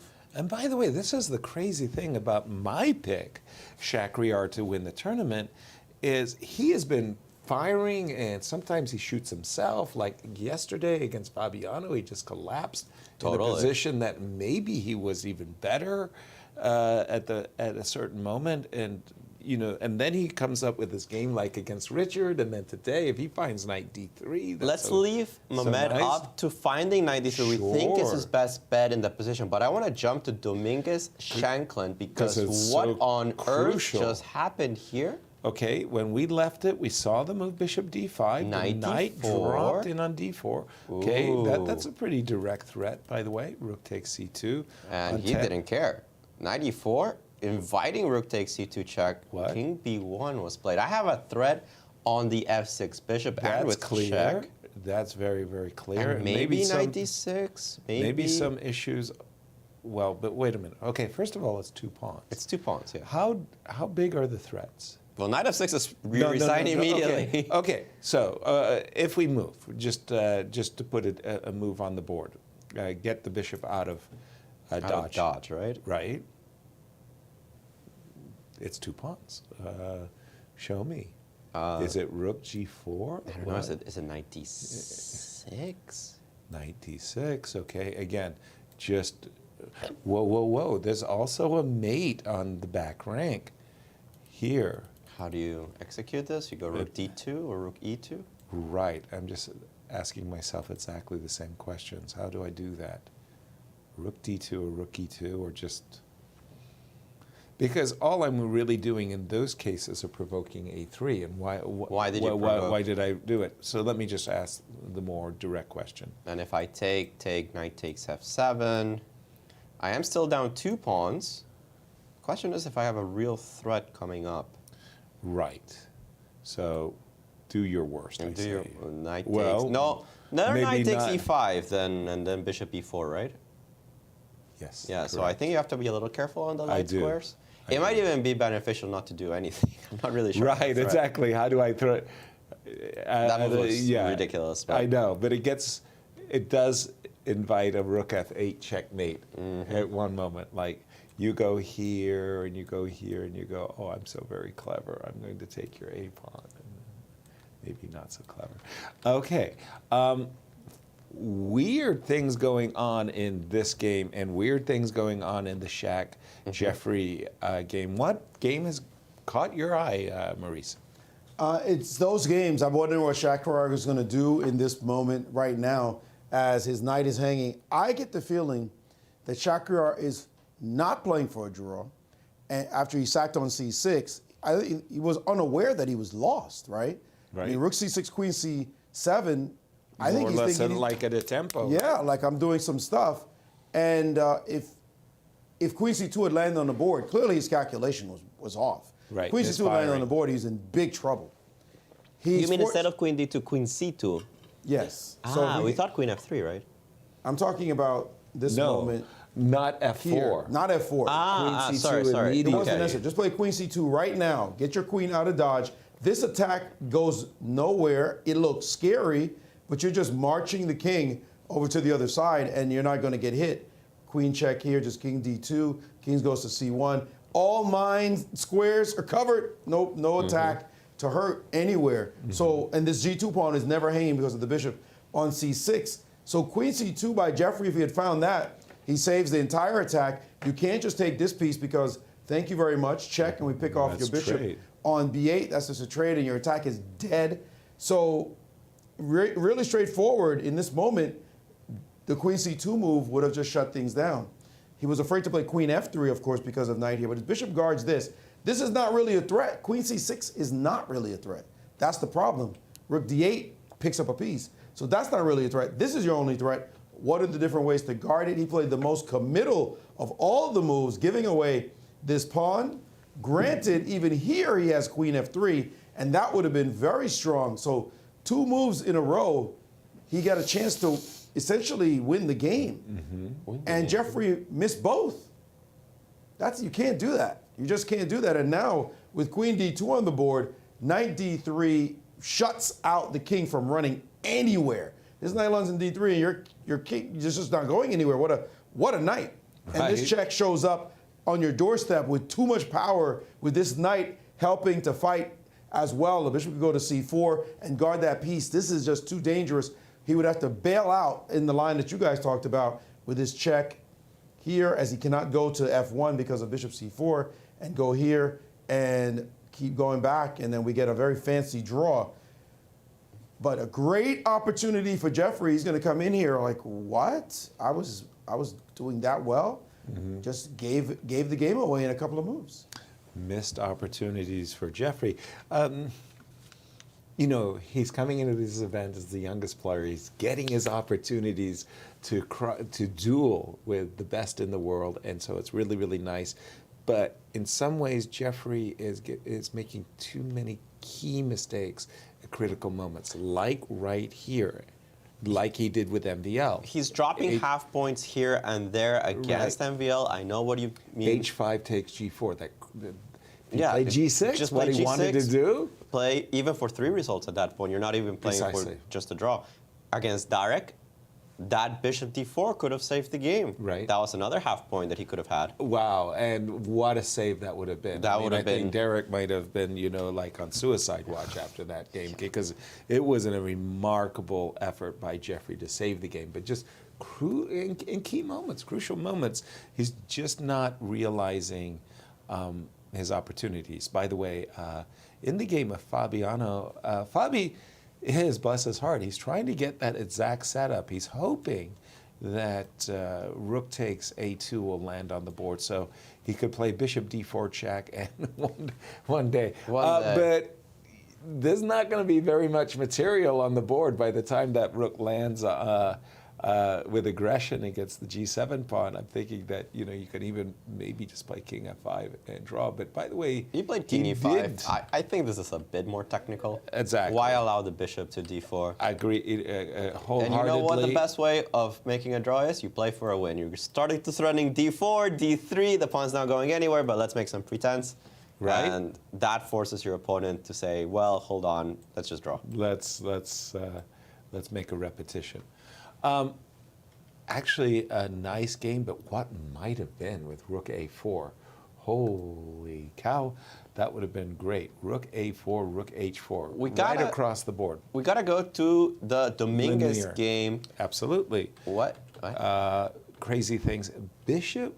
Okay. Okay, bishop d8 makes sense. The bishop gets out of the attack of the knight. I don't particularly like the fact that it can get hit by knight d6, knight f7, but I'm sure Shankland calculated something here. I would have put it on h4 as well. I thought that was automatic, but bishop d8 and very anxious to win his pawn back was Lenier. Bishop takes f7 check immediately. If you take on f7, then rook takes d8. And I think this could lead into real problems. Quite possibly, although I see knight f6 check. I think we're being too fancy. Just rook takes d4. Thank you. The rook is depending upon the knight for its protection. Rook takes. That's all she wrote. And that's all she wrote. So that would win a piece. You have to go king h8. That's what's played in the game. Which is what happened. Now, if you take on d4, I take back. You take my rook, but importantly, I take your bishop at the end. So Which is why Lenier withdrew his bishop and the position in the game. After king h8, we have seen Bishop the move D5. bishop d5. That does eliminate the threat of rook takes on d4, But and is now. also introduces a very, very nasty Yeah, but that trick. bishop could have gone Oh, elsewhere. Is the point? But where could it have gone? H5, for example, stopping rook e2, and And with the G6. same, maintaining the same threat. G6, And rook d4. Now I think I understand why Sam put his bishop on d8. Was he prepping the move rook c7? could be. Rook c7. I mean, no. I can take on g7 still. But it's still not so clear when you eliminate so many pieces. Exactly. So rook takes g7. But let's see the game position because, by bishop the way, d5. the times of the players have 8 minutes, 19 seconds for Lenier Dominguez and 21 minutes for Sam Shankland, still quite a Sam, bit. very And rook happy. e2.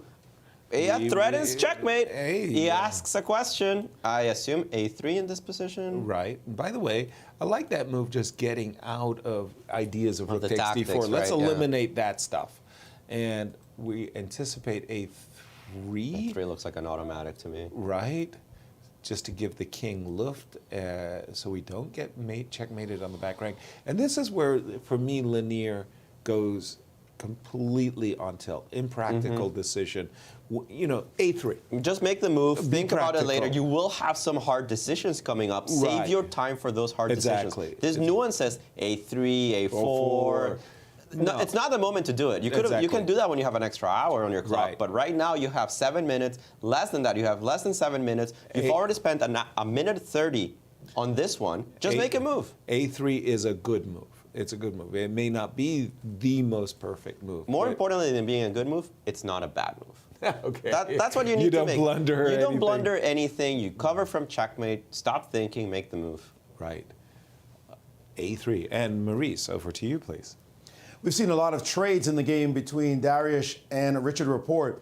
This one is down to a queen and 2 rooks versus queen and 2 rooks. Major piece endgame. Usually it's all about king safety. Well, this rook has replaced this pawn on the G line, and it's like, you're not coming to get me. And how do you break through by making any advances whatsoever? Very difficult position to win or even make progress as white, as black has all the business squares covered, and you're going to need more. And this game has ended in a draw. We expected that. We knew that was coming. So D5 and E5, not looking like it's going to happen. B4, it just looks very, very difficult to win this game.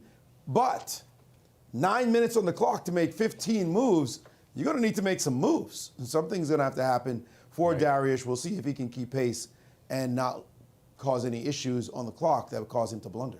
All right, we'll keep an eye on the clocks in a number of games. And finally, the Jeffrey game, we left it.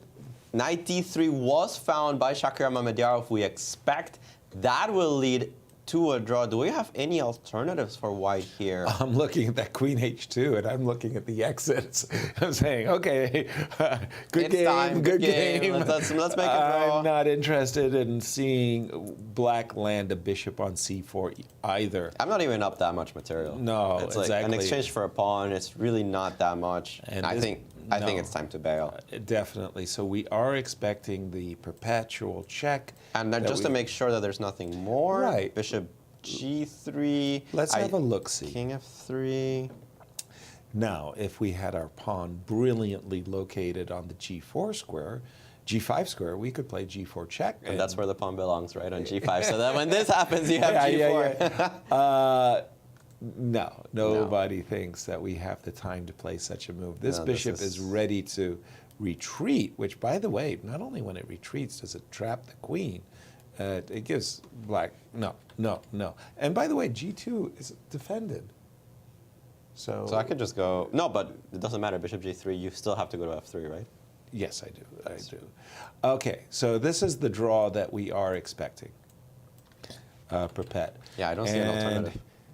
Is time a factor? Oh, Okay, I'm you sorry. guys throw out ideas and then reject them What's out of that? intuition. Why don't we see that line with G5? Okay. Okay. Check. Check. King f3, g5. there is no threat, right? Bishop goes and g4 check, and this bishop does a great job at protecting this pawn. And I think that's it. So bishop c4 is a threat, but queen... Queen's d8. hanging. Queen's trapped. Crazy. Isn't that crazy? That's a kind of a funny variation. But that's it. This is game But that's over. it. That is Yep. game over. Well, queen h1, obviously. is Queen better. h1, queen g3 makes me wonder who I'm playing, right? Now the game. Oops. Oops, oops, oops. That's why we're taking the perpetual check, everybody. I think there's no choice. I really don't think so. The king is so weak on g1, Right. and he's done it. Queen takes d3. Smart man. No choice for Weird shock. that Jeffrey didn't intuit that he was ahead. Or in this he game. missed knight d3 because he thought a long time, relatively long time after knight d3. And I think if you're expecting the move to come down, you kind of realize, well, wait, this is just a draw. Exactly. And once again, the desired king e2 walks into bishop c4, a move that we've seen in a number of variations, and Shaq isn't wasting time. We're getting out of here. We have a repetition. Maybe not the best played game, but well, it had its moments. There was some It had its entertaining 15 minutes. Exactly. We're going to go with that. Right? Yeah. Right. Okay. Let's go back to the game of Lenier. I'm sure we're going to see a handshake.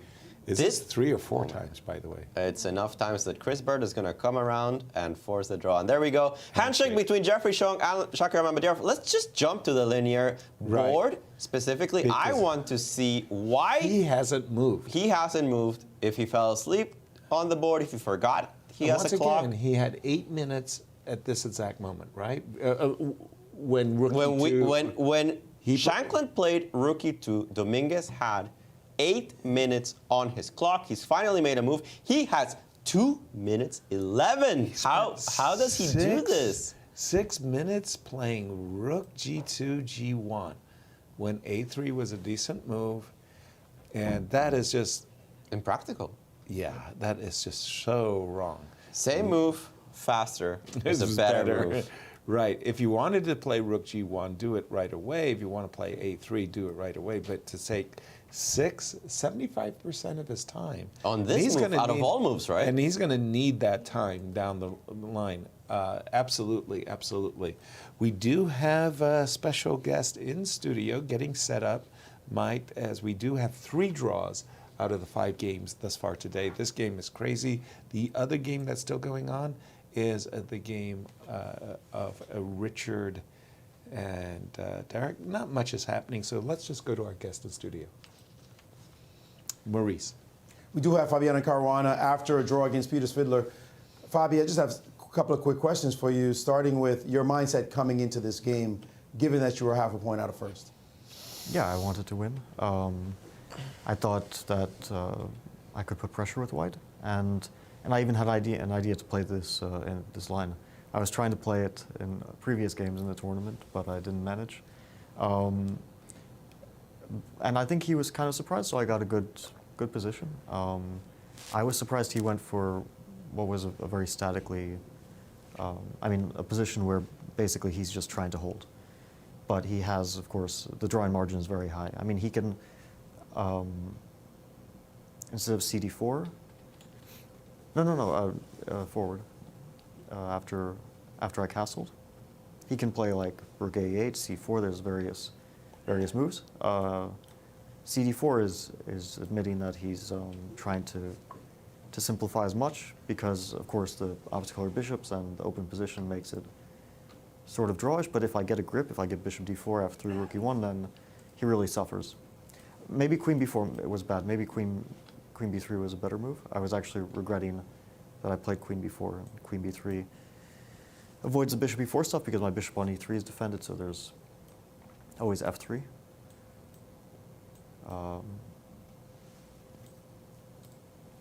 This doesn't work out.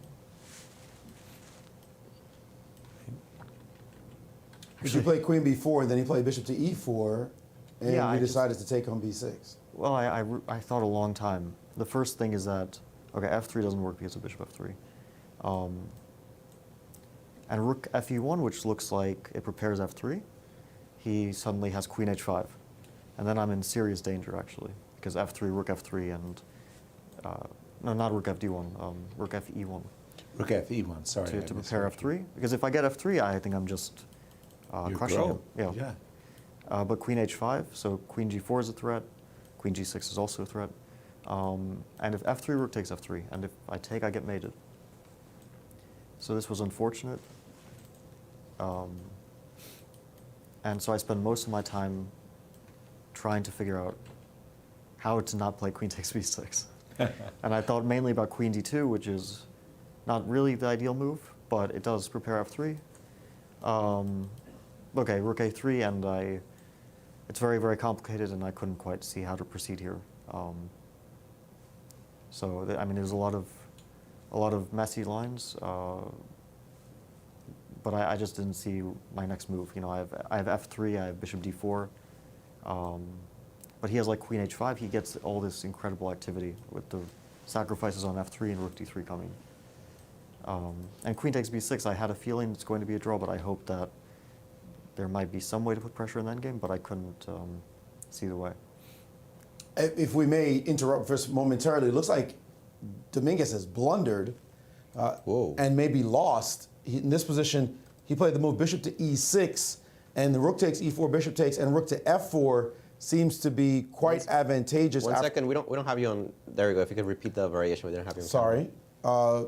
Bishop e6 can be met by takes, and rook to f4, and the threat on this bishop, obviously this doesn't do anything because of this rook taking, and there is no perpet as your rook is in trouble. You can't touch this bishop. So bishop to e6, it looks as though rook takes e4, bishop takes, and rook moves. Your bishop could drop back, and then he could shut everything down with g6. Black is up a pawn. This one doesn't look long for the world either. So looks like Lenier may be in big trouble. That would shake up the entire standings, of course. Let's get back to Fabi finishing your point. No, my game's not interesting. Let's look at that. So your game ended in a draw now. You must be not too thrilled seeing the draw, or maybe you are happy seeing the draw happen between Maxime and Wesley, because you're still only half a point out of first. I kind of expected a draw in that game. So I mean, I'm a bit disappointed. I couldn't do more in this game. Couldn't put more pressure on him. I felt like there should have been a way to be more accurate. But you know, I don't think I missed anything crushing. You know, it's not like I had a winning position or anything. I had a bit of an advantage, and I didn't make the most of it. And as for what happened in Maxime against Wesley, I really don't see why that affects me too much. I mean, well, you'd have to win tomorrow and hope that Maxime draws, right, in order to tie for first. Yeah, I mean, for me, it was the most important was to win today. It's a, you know, I'm playing Richard in the last round. He's a very fighting player, so that makes all results possible. I don't think he's going to be searching for a quick draw or anything. I think he's going to fight, and that's also not a bad thing for me, potentially. So we'll see. All right. Well, good luck tomorrow. Thank you. Thank you, Fabi. Indeed, good luck tomorrow as we have 3 draws in this penultimate round with 2 games remaining. And much to our surprise, after the move knight, and there we have it. 3 draws, as we can see. But let's take a look at your board, Yasser, as there was a blunder by Dominguez, but it was not exploited. Which was a big surprise. Big surprise to us. You're sitting here in this position. Lenier played the move bishop e6, and as pointed out, very, very simple stuff here. Takes, give me the bishop, and when the bishop retreats, where did we or move the bishop? Anywhere, right? It doesn't matter. You played g6 to stop the threats. And you played g6, and you're golden. Golden. Yeah. You're going to lose f. I don't think Black's necessarily winning, but you're pressing forever. Absolutely. Plus, but what we saw instead, strangely enough, was the move knight d4, bishop back to e6. And that's at least one repetition. Sam has stopped. He has stopped. He has the chance to go knight f5 again. Right. Of course, Lenier doesn't. need to repeat. Because of the clock times. Now let's get into Sam's head a little bit. Now, wait a minute. You know, you got 2 minutes on the clock. I think the position's super double-edged. Things could still happen. Why shouldn't I press? Why don't I play G6? Why don't I consider my options? And I think Sam's especially as he has the time to do so, he's taking a deeper calculation into the position. Although it was a good time to take a calculation of before knight d4. A moment ago with rook takes e4, I'll grant you that, no question about it. 13 minutes for Sam Shankland still. By the way, maybe there was one trick. We didn't actually get a chance to look at it. It was bishop e6, rook takes e4, bishop takes f5, rook f4. Maybe it was this move that dissuaded him because, wait a minute, what am I'm doing it this way, right? I think you have, I don't really know what you want to do. I want to make it perpetual. Somehow. But I'm not succeeding. Even rook h8 at this point, right, is just sufficient. Well, looks weird. But it looks like it holds on for Sam. We do have a guest with us. Jeffrey Xiong drew his game against Shakur Mamedyarov. Let's have that interview with Maurice Ashley. Jeffrey, we're in time pressure in another game, so we don't have much time, but you did have an opportunity here, 2 opportunities, in fact, queen c2, and the way you played f4, knight takes, and queen f3, looks like it would have been advantageous for you. When you played here queen d2, did you think that you just have to shut this position down, or just didn't see his knight d3? Yeah, I completely blundered knight d3. I definitely thought I was much better after queen d2, but yeah, knight d3 was kind of a cold shower for me. There's been some half points you've missed in this tournament. You could have drawn against Darius with a bishop d4 move. Now this one, you've got to be a little bit under the skin, seeing that there's a couple of moments you could have had a much better score. Yeah, that's true. I would say I was very lucky to survive against Shankland, but yeah, as you mentioned, maybe the game against Schwartz, maybe against Wesley could have done better. But yeah, I mean, it's part of the tournament, and yeah, it is what it is. Do you feel like you're getting a little bit closer? Take some lessons from this game to prepare you to be stronger for the future? Oh, for sure, yeah. Coming here to play 36 games, I guess, against these guys is just huge for my chess development. So yeah, the more games I get, the more I learn. So. All right, well, good luck tomorrow. Thanks. Very, very quick question for you, Jeffrey, because we're almost out of time. Your feeling, you've played 2,800 Grandmasters, you played 2,700 Grandmasters. What's the big difference between those 2 weight divisions? Yeah, I don't know. It's hard to say. I would say that when I play this event, it feels like, you know, there isn't too big of a gap. I mean, we're all human, we're all making mistakes. So, yeah, it's very hard to say. Okay. Thank you, and good luck tomorrow. Thanks. And we have it's such an important game. We have to just jump right back into it. Knight f5 played again by Sam. An invitation. An invitation to repeat, but it could be possible that Lenier, e6, rook takes e4. That Lenier looks at the position and thinks, wait a second, why didn't he take on e4 last time? He might have noticed. And he might have noticed. He might change his move, not because he doesn't want to draw, but because he notices that bishop e6 is not good. Exactly. And I'm sure he calculated that. He probably, you know, one of those, you put the piece on the screen and you go, oh no, what if he just takes my knight on e6? It's what happened to Lenier against Peter Svidler. He drops the queen on b3 and realizes, whoops, b5 is winning. Right. Maybe Oops. he gets a second chance here. Right. And since we know that bishop e6, rook takes e4 advantage black, I stopped to... He's done it again! Second chance. A second chance. Incredibly, he could take on e4. Well, and what is it that we're missing? Rook e4, bishop f5, rook what is f4. The question, I think, is what are they missing? What is Sam missing? What is Sam missing? And Lenier. No, there's no question. Rook e4. They probably think that Why can't I play rook takes g7? Rook takes g7, rook f takes f5. That's the problem. And kind of miraculously, after rook takes h7, king g8, rook dg7, king f8, rook d7, you have bishop f6, and the bishop actually controls both squares. It's kind of amazing. Ouch. That you're delivering checkmate on either h8 or d8, and you're not.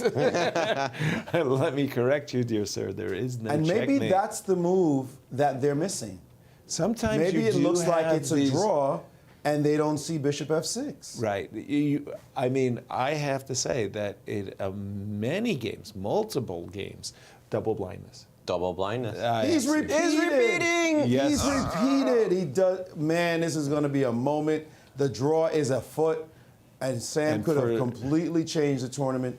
And I'm that's- sure. I'm and for going to bet Lenier- bishop f6 is the move he missed. Yeah. And for Lenier, by the way, I mean, you know, he came into the game with white, tied for first. He says, I'm going to play the move bishop d5, and I'm going to claim a draw. And Sam says, I'm that's ready it. to shake hands. Yeah. Yeah. You don't actually need arbiter permission. And that's it. A draw between Lenier Dominguez and Sam Shankland from a winning position. Is it? That's what the engine That's what- says. I'm not going to argue with the engine. Yeah. I've learned my lesson on that one. Listen, if it's not winning, you're up a pawn, Right. queen, and you're about to win a second pawn. And this is what we're trying to figure out. Because the bishop What- has to move. yeah. It's just hanging. This again. This was what we're trying to figure out is why Sam didn't just go for this position, because the move rook g7 doesn't work. We're thinking that the bishop moves. You can play g6 where it's gold. Rook f2 And is all the buttons inevitable. are dropping.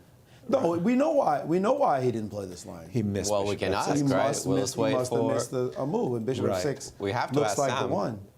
It's like you almost want the players to go into the confessional booth and say, Okay. you know, I think I might have missed something there. I hope we get Sam, because I really want to know what the calculation miss was.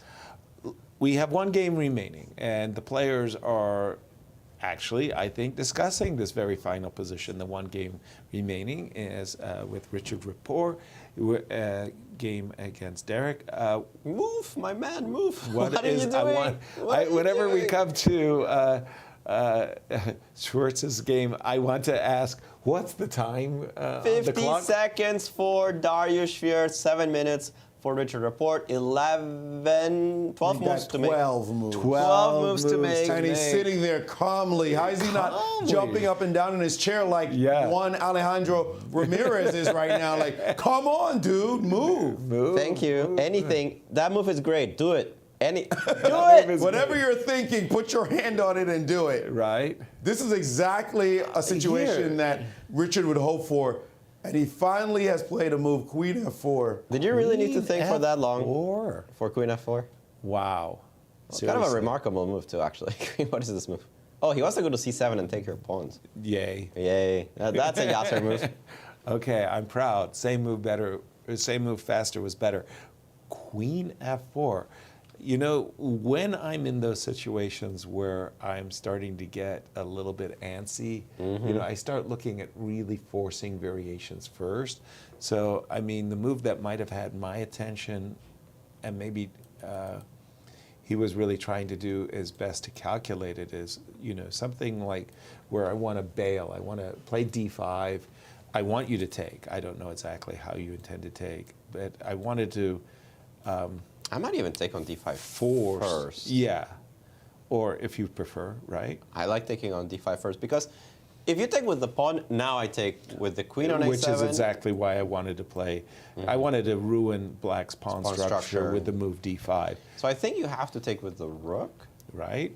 Then I take back. Now my rook is hanging on d1, so I have to be a little bit careful. I was kind of wondering, how did you like the two rooks? I wouldn't even be worried about that. I haven't ruined your structure, so I don't even want to get into this. So rook takes, pawn Yeah. takes. And Makes sense. I was wondering if you can play something like rook c1, because C1. I see the rook on g6, and I'm wondering if I can just Well, go. it's one-dimensional, right? Yeah. I mean, all you got is threats against g2. So long as I keep those guys covered, this rook, Or rook c8 even sometimes, right? right? And I can. I can start thinking. Tickle, I yeah. can tickle there a little Right, bit for but sure. he didn't play it. He played queen f4, and that again, has launched Richard into the tank. They are playing so slowly. well, the only thing I can imagine that Richard is considering other than, you know, some kind of normal moves, is something like king h8 in order to... You're trying to get into the mind of Richard Rapport, yeah, right? it's Because not king easy. h8 is... not an easy move to play at all. It's creative. Yeah, well, in that case, I might have played rook g8. But as we keep a careful, watchful eye on this game, we have another guest in studio, Alejandro. Yeah, Sam Shankland with Maurice Ashley. And indeed, that game, he's made a move, did Richard, and we're going to have to get to that. Because E5. the seconds are ticking. Ooh, a big-time decision. Ooh. Sam's apologies. There's just, he's got less than 40 seconds. He's got 30 seconds left. 30 and has got to make a move. So we can't jump away just yet. This kind of time pressure Stop situation. thinking and make a move. Sam, when you see something like this, do you feel any willies, or you're thinking, what's this guy doing, taking so much time? He's got 10 more moves to make. Oh, it's just part of the game. I don't think white is in any real danger here. If you just play a couple normal moves, you're never going to be worse. So, I don't know. It seems okay to me. But. All right, he has taken on e5, and we are expecting to see a quick response there. Sam, because of this time pressure, just one quick moment. Right here, we knew rook takes, we know, the engine points out rook takes e4 is winning for you. Is there something you missed? Of course I thought about it. I'm just trying to figure out what I missed. I mean, rook e4, bishop f5, is it rook h4? Or no, because rook h4. Rook f4? Oh, rook g7, there's rook 8 f5. Oh, that's it. So you missed this point. I missed rook 8 takes f5, yeah. That's the one. And then it's gone, yeah. That's going to leave a mark.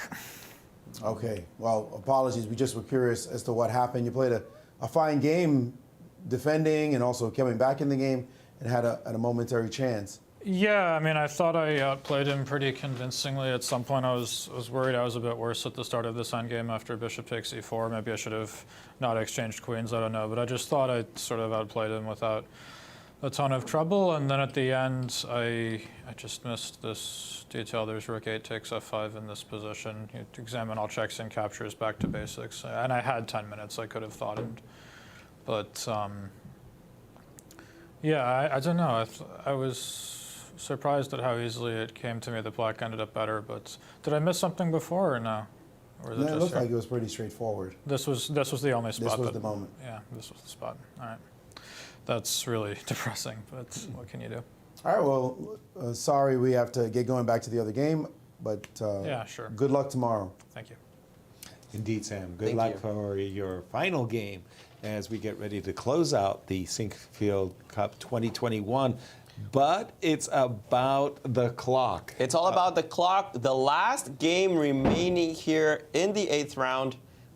It's still complicated, and it really comes down to, can black's pieces on the king side do anything? Let's take a look. Rook takes d3, rook takes d3, queen e2. Let me drop in for a visit. I've got the e4 pawn, I got the rook on e3, and that's all I got, because after queen e3... But queen e3 is just a little bit too drawish, right? Well, indeed, it's very, very drawish, but did you see a good... I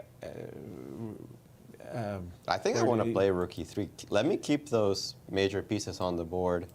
Because your king's a bit weaker than mine, I have queen c5 maybe on tap. Fair enough. Where do I go? Where do I go? Quick, quick, quick. My clock is ticking. Quick, quick, quick, quick, quick. You might have to go back to h5 tail between your legs here, right? Yeah, then why did I go? Why'd you go queen e2? Why did I trade rooks and do all of this if I wasn't playing for queen? Ooh.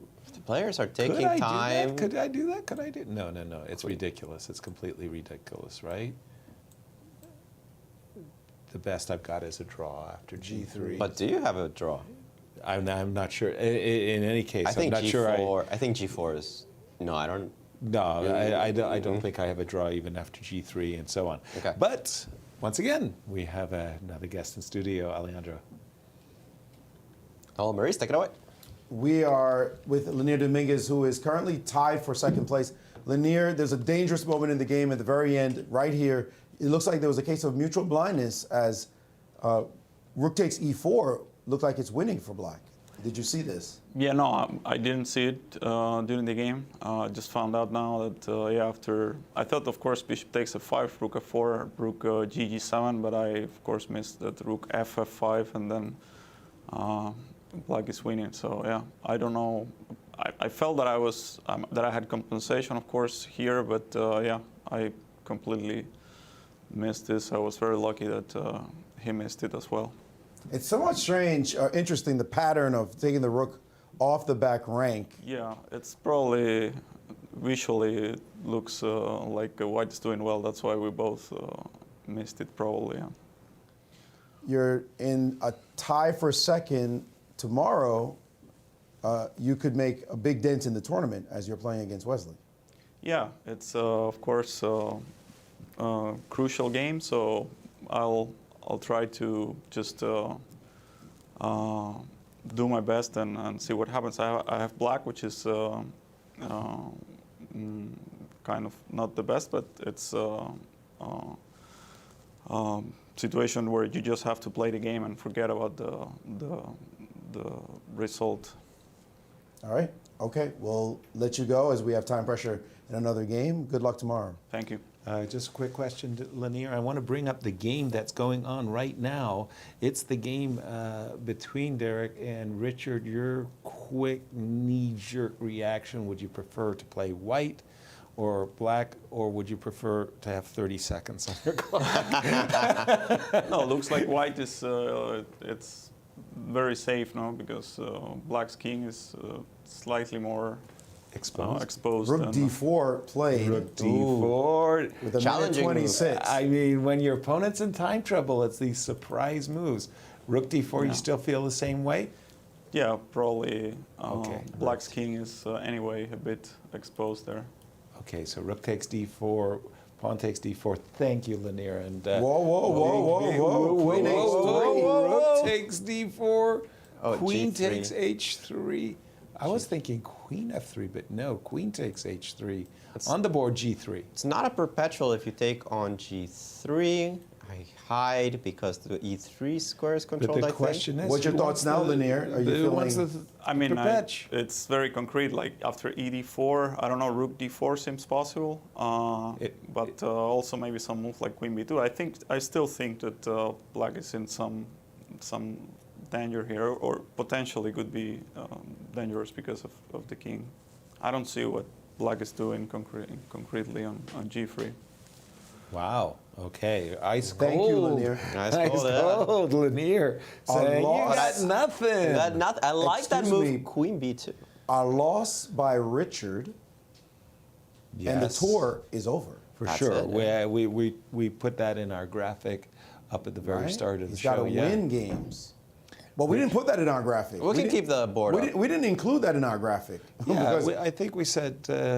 we said he had to win. You know, We can if keep he the board wins, up. etc. But Thank you. a loss on a draw by Wesley and a loss by Richard ends everything. Well, I guess we did kind of. Yeah, we said that. We derivatively put it in our graphic. All right, a couple of choices By the here way, for is white. it like is there a storm going on outside? Because I swear that playing hall is really well lit, and this looks strangely dark. Right? Remember we had a storm the other day that was really almost hurricane-like gale going on. Rook takes d4, and again Lenier said his feeling was white's king is perfectly safe, and that it was a question of black's king. And we've mentioned this about heavy piece endgames. A Yes. queen and a rook or a queen and two rooks, it's all about king safety. And despite the Right. fact that there's a queen circling around white's king, on the long run, this king on g7 just has no protection. So black is the one that needs to create some sort of counterplay. I imagine h5 is coming. Well, let's start with the most obvious, and is time. Time's a factor. Both of them are 47 around. seconds for Dariush, 50 And seconds for Richard. Why is Seven Richard moves left. 7 moves to make. Why is Richard, Richard 6 for Darius. hesitating in playing the move h5? I Because think a lot of after queen players. c3, you might be getting mated yourself. That's the question about these kind of positions. Why the queen am on I h3. getting mated? King moves out of the way of this discovered check. Yes, and I go rook d8. Rook d8, and Ooh, Brought he his came queen back. quickly back to I was E6. going to play F6. But you understand that after F6. I'm lifting my kimono a little bit over here. Okay, but he didn't do that. He brought his queen back to Richard. No H5, More queen sensible, E6. 30 Hoping seconds. to post up with maybe queen E5. With the queen on the E5 diagonal, I want to say on the long diagonal, It would then be a black's lot king safer. feels a lot safer. I would like to post up with my queen on E3 as white. Sorry, Maurice, how many seconds did 13, you He's got 13 12, seconds. Oh my 11, God. 10, Come on. 9, 8, No. 7. My heart is ticking super fast at this point. Oh my goodness. Queen C3 on the board, and we're expecting queen to E5. Would seem or queen F6, both which look very logical as the diagonal is now covered. That's a surprise move, queen F6, because I would have wanted to be able to play rook on G6 to D6. Right. So right. I think queen E5 would have been my choice. That was not Richard's choice. He did play queen F6, and to his credit, he played that rather quickly.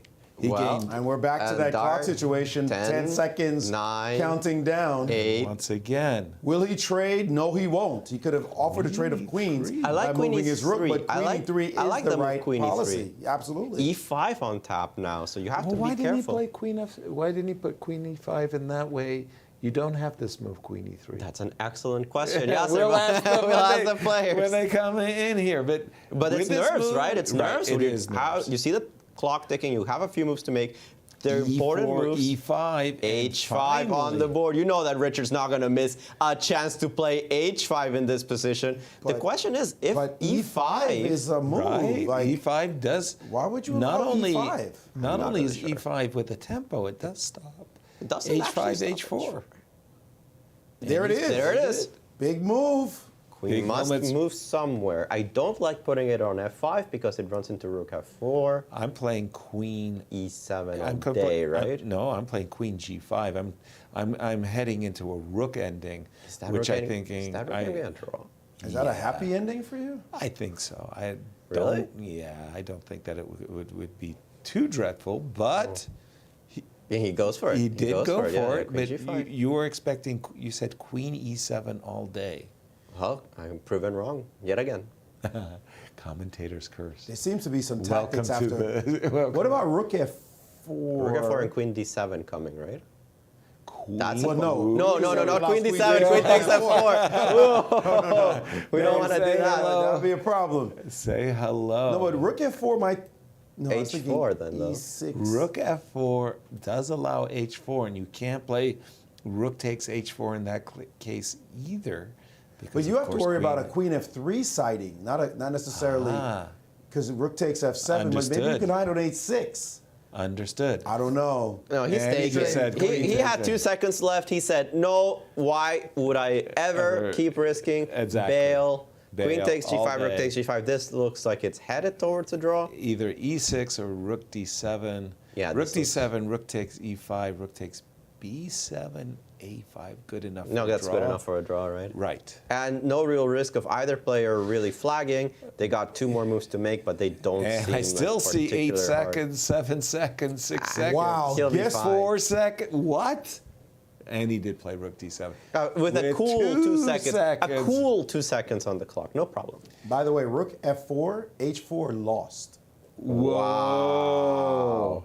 And we do have rook takes E5. Sorry to say, gentlemen, but I do believe this may be our 5th Draw. consecutive draw for the round. A very exciting round, no questions about it, but in the end, not a lot of decisive moments here. Well, they should teach the production crew to make any graphics regarding the percentage of wins in a Exactly. tournament. It was our hubris. It was our hubris to suggest that we were going to keep up an 80% win rate or a 60% win rate, whatever it was. And we have, it's going to turn into a 2 versus 2. The players will find some repetition Very, very quickly. very, very quickly. And this will be the 5th draw of today's round. Again, an exciting, eventful round, but not much. No sparks flying today, really. Right. The tour title is still in doubt, however. For sure. As Richard. Guess that's true? Yes, if Wesley draws tomorrow, it's over. Right. Yes. But if Wesley loses What tomorrow, could go wrong? If Wesley loses tomorrow, I don't Wait a think second. it's enough. For MVL would have to win. MVL would have to win against Mamedjarov. Right. no, because Lenier can draw. They could. No, Lenier can't draw. If Wesley loses, Wesley's playing Lenier. Oh, right. That's true. MVL would also have to win. That's double whammy. That's a You're double right. whammy But right then there But then Richard would also have to win, against Fabi. which would live a three-way And tie for here third. we have A three-way tie for third is good for Wesley. the players Actually, then it's over. concocting Then it's over. a And repetition. it's over. This draw does end the event. And the Grand Chess drama off the tour. We think it does. But not the Sinquefield Cup. Not the Sinquefield Cup, but I think it's true. If we'd have to confirm that math, but I think Wesley is the tour winner I think so too. right now. And there we have That it. handshake has sealed The what deal. it looks like is what. Let's just do our math again to make sure. All right. Wesley, so let's say worst case scenario, loses to Lenier. Correct. Now Lenier catches MVL. And But MVL needs wins. 13 points. MVL, worst case scenario for Wesley, needs 13 points. He beats Mamedjarov. All right, Right. so that's worst And now case. it all comes down to the Rapport versus Caruana game. At this moment, Fabi would be. If Fabi scores half a anything and point. goes ahead of Wesley, Richard can't catch him. Wesley ends up in fourth by himself, wins the tour. and if Exactly. Rapport wins If against Rapport Fabi, wins, he they- catches he both catches Wesley of and them, they're Fabi. tied. They tie for third, which He is good gets enough. 7 points, and 7 is enough to win. Yes. Wesley has fraction. won Won the the tour. Grand It's Chess Tour, over. yes. Our great congratulations. Congratulations, Wesley So has won As the Grand Yeah. he repeats, because he won, it was a while ago. And he hasn't he is the done. winner. He hasn't done it since 2016. But Wesley So is back in town. And it is about consistency in this event, really. He The didn't, 5 events. Or the 5 events. He didn't win a Classical, but he never scored worse than fourth. Never scored was the worse than key. fourth. And the number of defeats he had was infinitesimal, undefeated thus far in the tournament? Sinquefield Cup. In the Rapids, he was just Phenomenal. amazing. Phenomenal. How do you do that? He's an incredible defender. It's so hard to beat Wesley So. Wow. It really is. Right. And that's He how just you picked do up it. 100K. Not bad. Not a bad payday. He's got 100K in the pocket. I got to go say, Wesley, it's time for dinner. Where are we heading? Where are we going? Oh, but gentlemen, kudos to the players. They kept us to our edge of our seats this whole round. We do have one more day, the ultimate round, tomorrow. It's Alejandro? the last round of the Grand Chess Tour. We have to figure out who is going to win the Sinquefield Cup, but we have figured out who won the entire tour. There will be no playoff on August 27th because that's only for the GCT. It's not for the Sinquefield Cup. We also know second place is Maxime Vachier-Lagrave. Do we still have a doubt? We have a doubt on third, right? Because Fabi could still theoretically pass Mehmed. Yes. Yes. Yeah. That's all that matters. But the second versus the second, we know. $325,000 in prizes, 10 players jockeying in the Sinquefield Cup. A lot of players. A half a point could be a very meaningful difference further down the ranks. And as guys, we see our current standings, MVL 5.5 points, well situated going into the last round. Remember, he is black against Mamedjarov tomorrow, so still a dangerous opponent. Fabiano Caruana with 5 points will be facing off also with black against Richard Rapport. Wesley So versus Lenier Dominguez. That's a big one for the Sinquefield Cup standings. Right. Wesley, he already won the tour. He might as well say, Hey, I've got a free shot. Why not risk a little bit here, right? Right, and exactly. And this is what I was thinking. The players who have 3.5 points and Peter Svidler at 3 points. Jeffrey, Shaq, Sam, Peter win a game.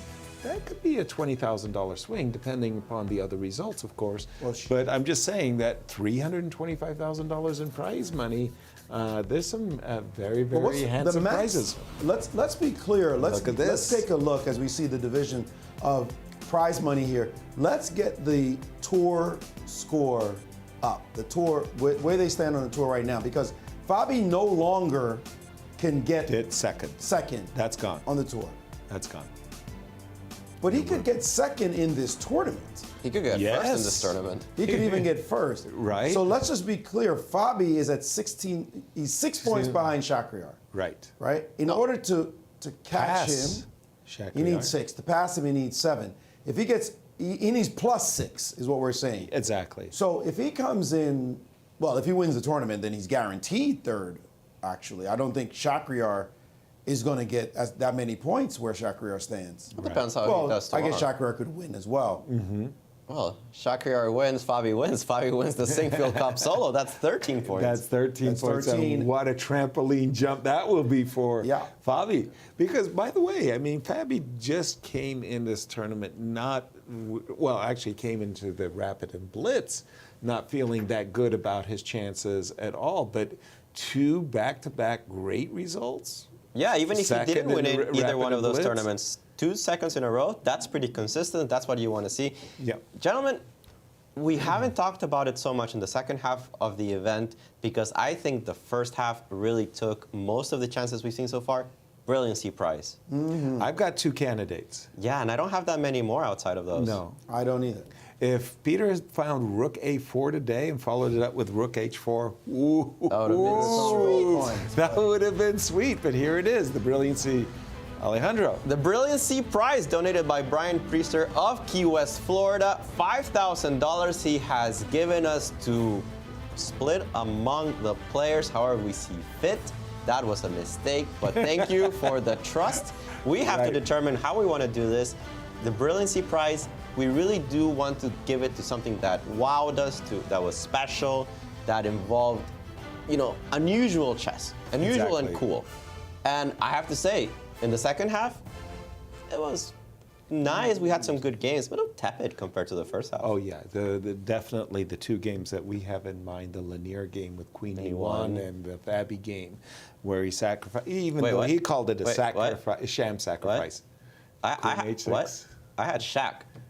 I had Shaq Rapport way over. Oh! Whoa. So there was like 3. There's 3 now. games. I thought we were on the same page here. No, baby. No. I was thinking that we might need a tiebreak over there. I thought Fabi's game was a contender. The Lenier game, the Fabi I think game, Fabi's game is definitely a contender. And the Shaq game. Shakhriyar's game was super exciting, but a Brilliancy. Wow. Okay. Well, I mean, you guys are going to have to join us for the closing ceremony to see how we broke it all up. We got 3 judges, and we're very impartial. Extremely impartial. Well, Maurice, final thoughts of today's round as we head towards the closing of the 2021 tour.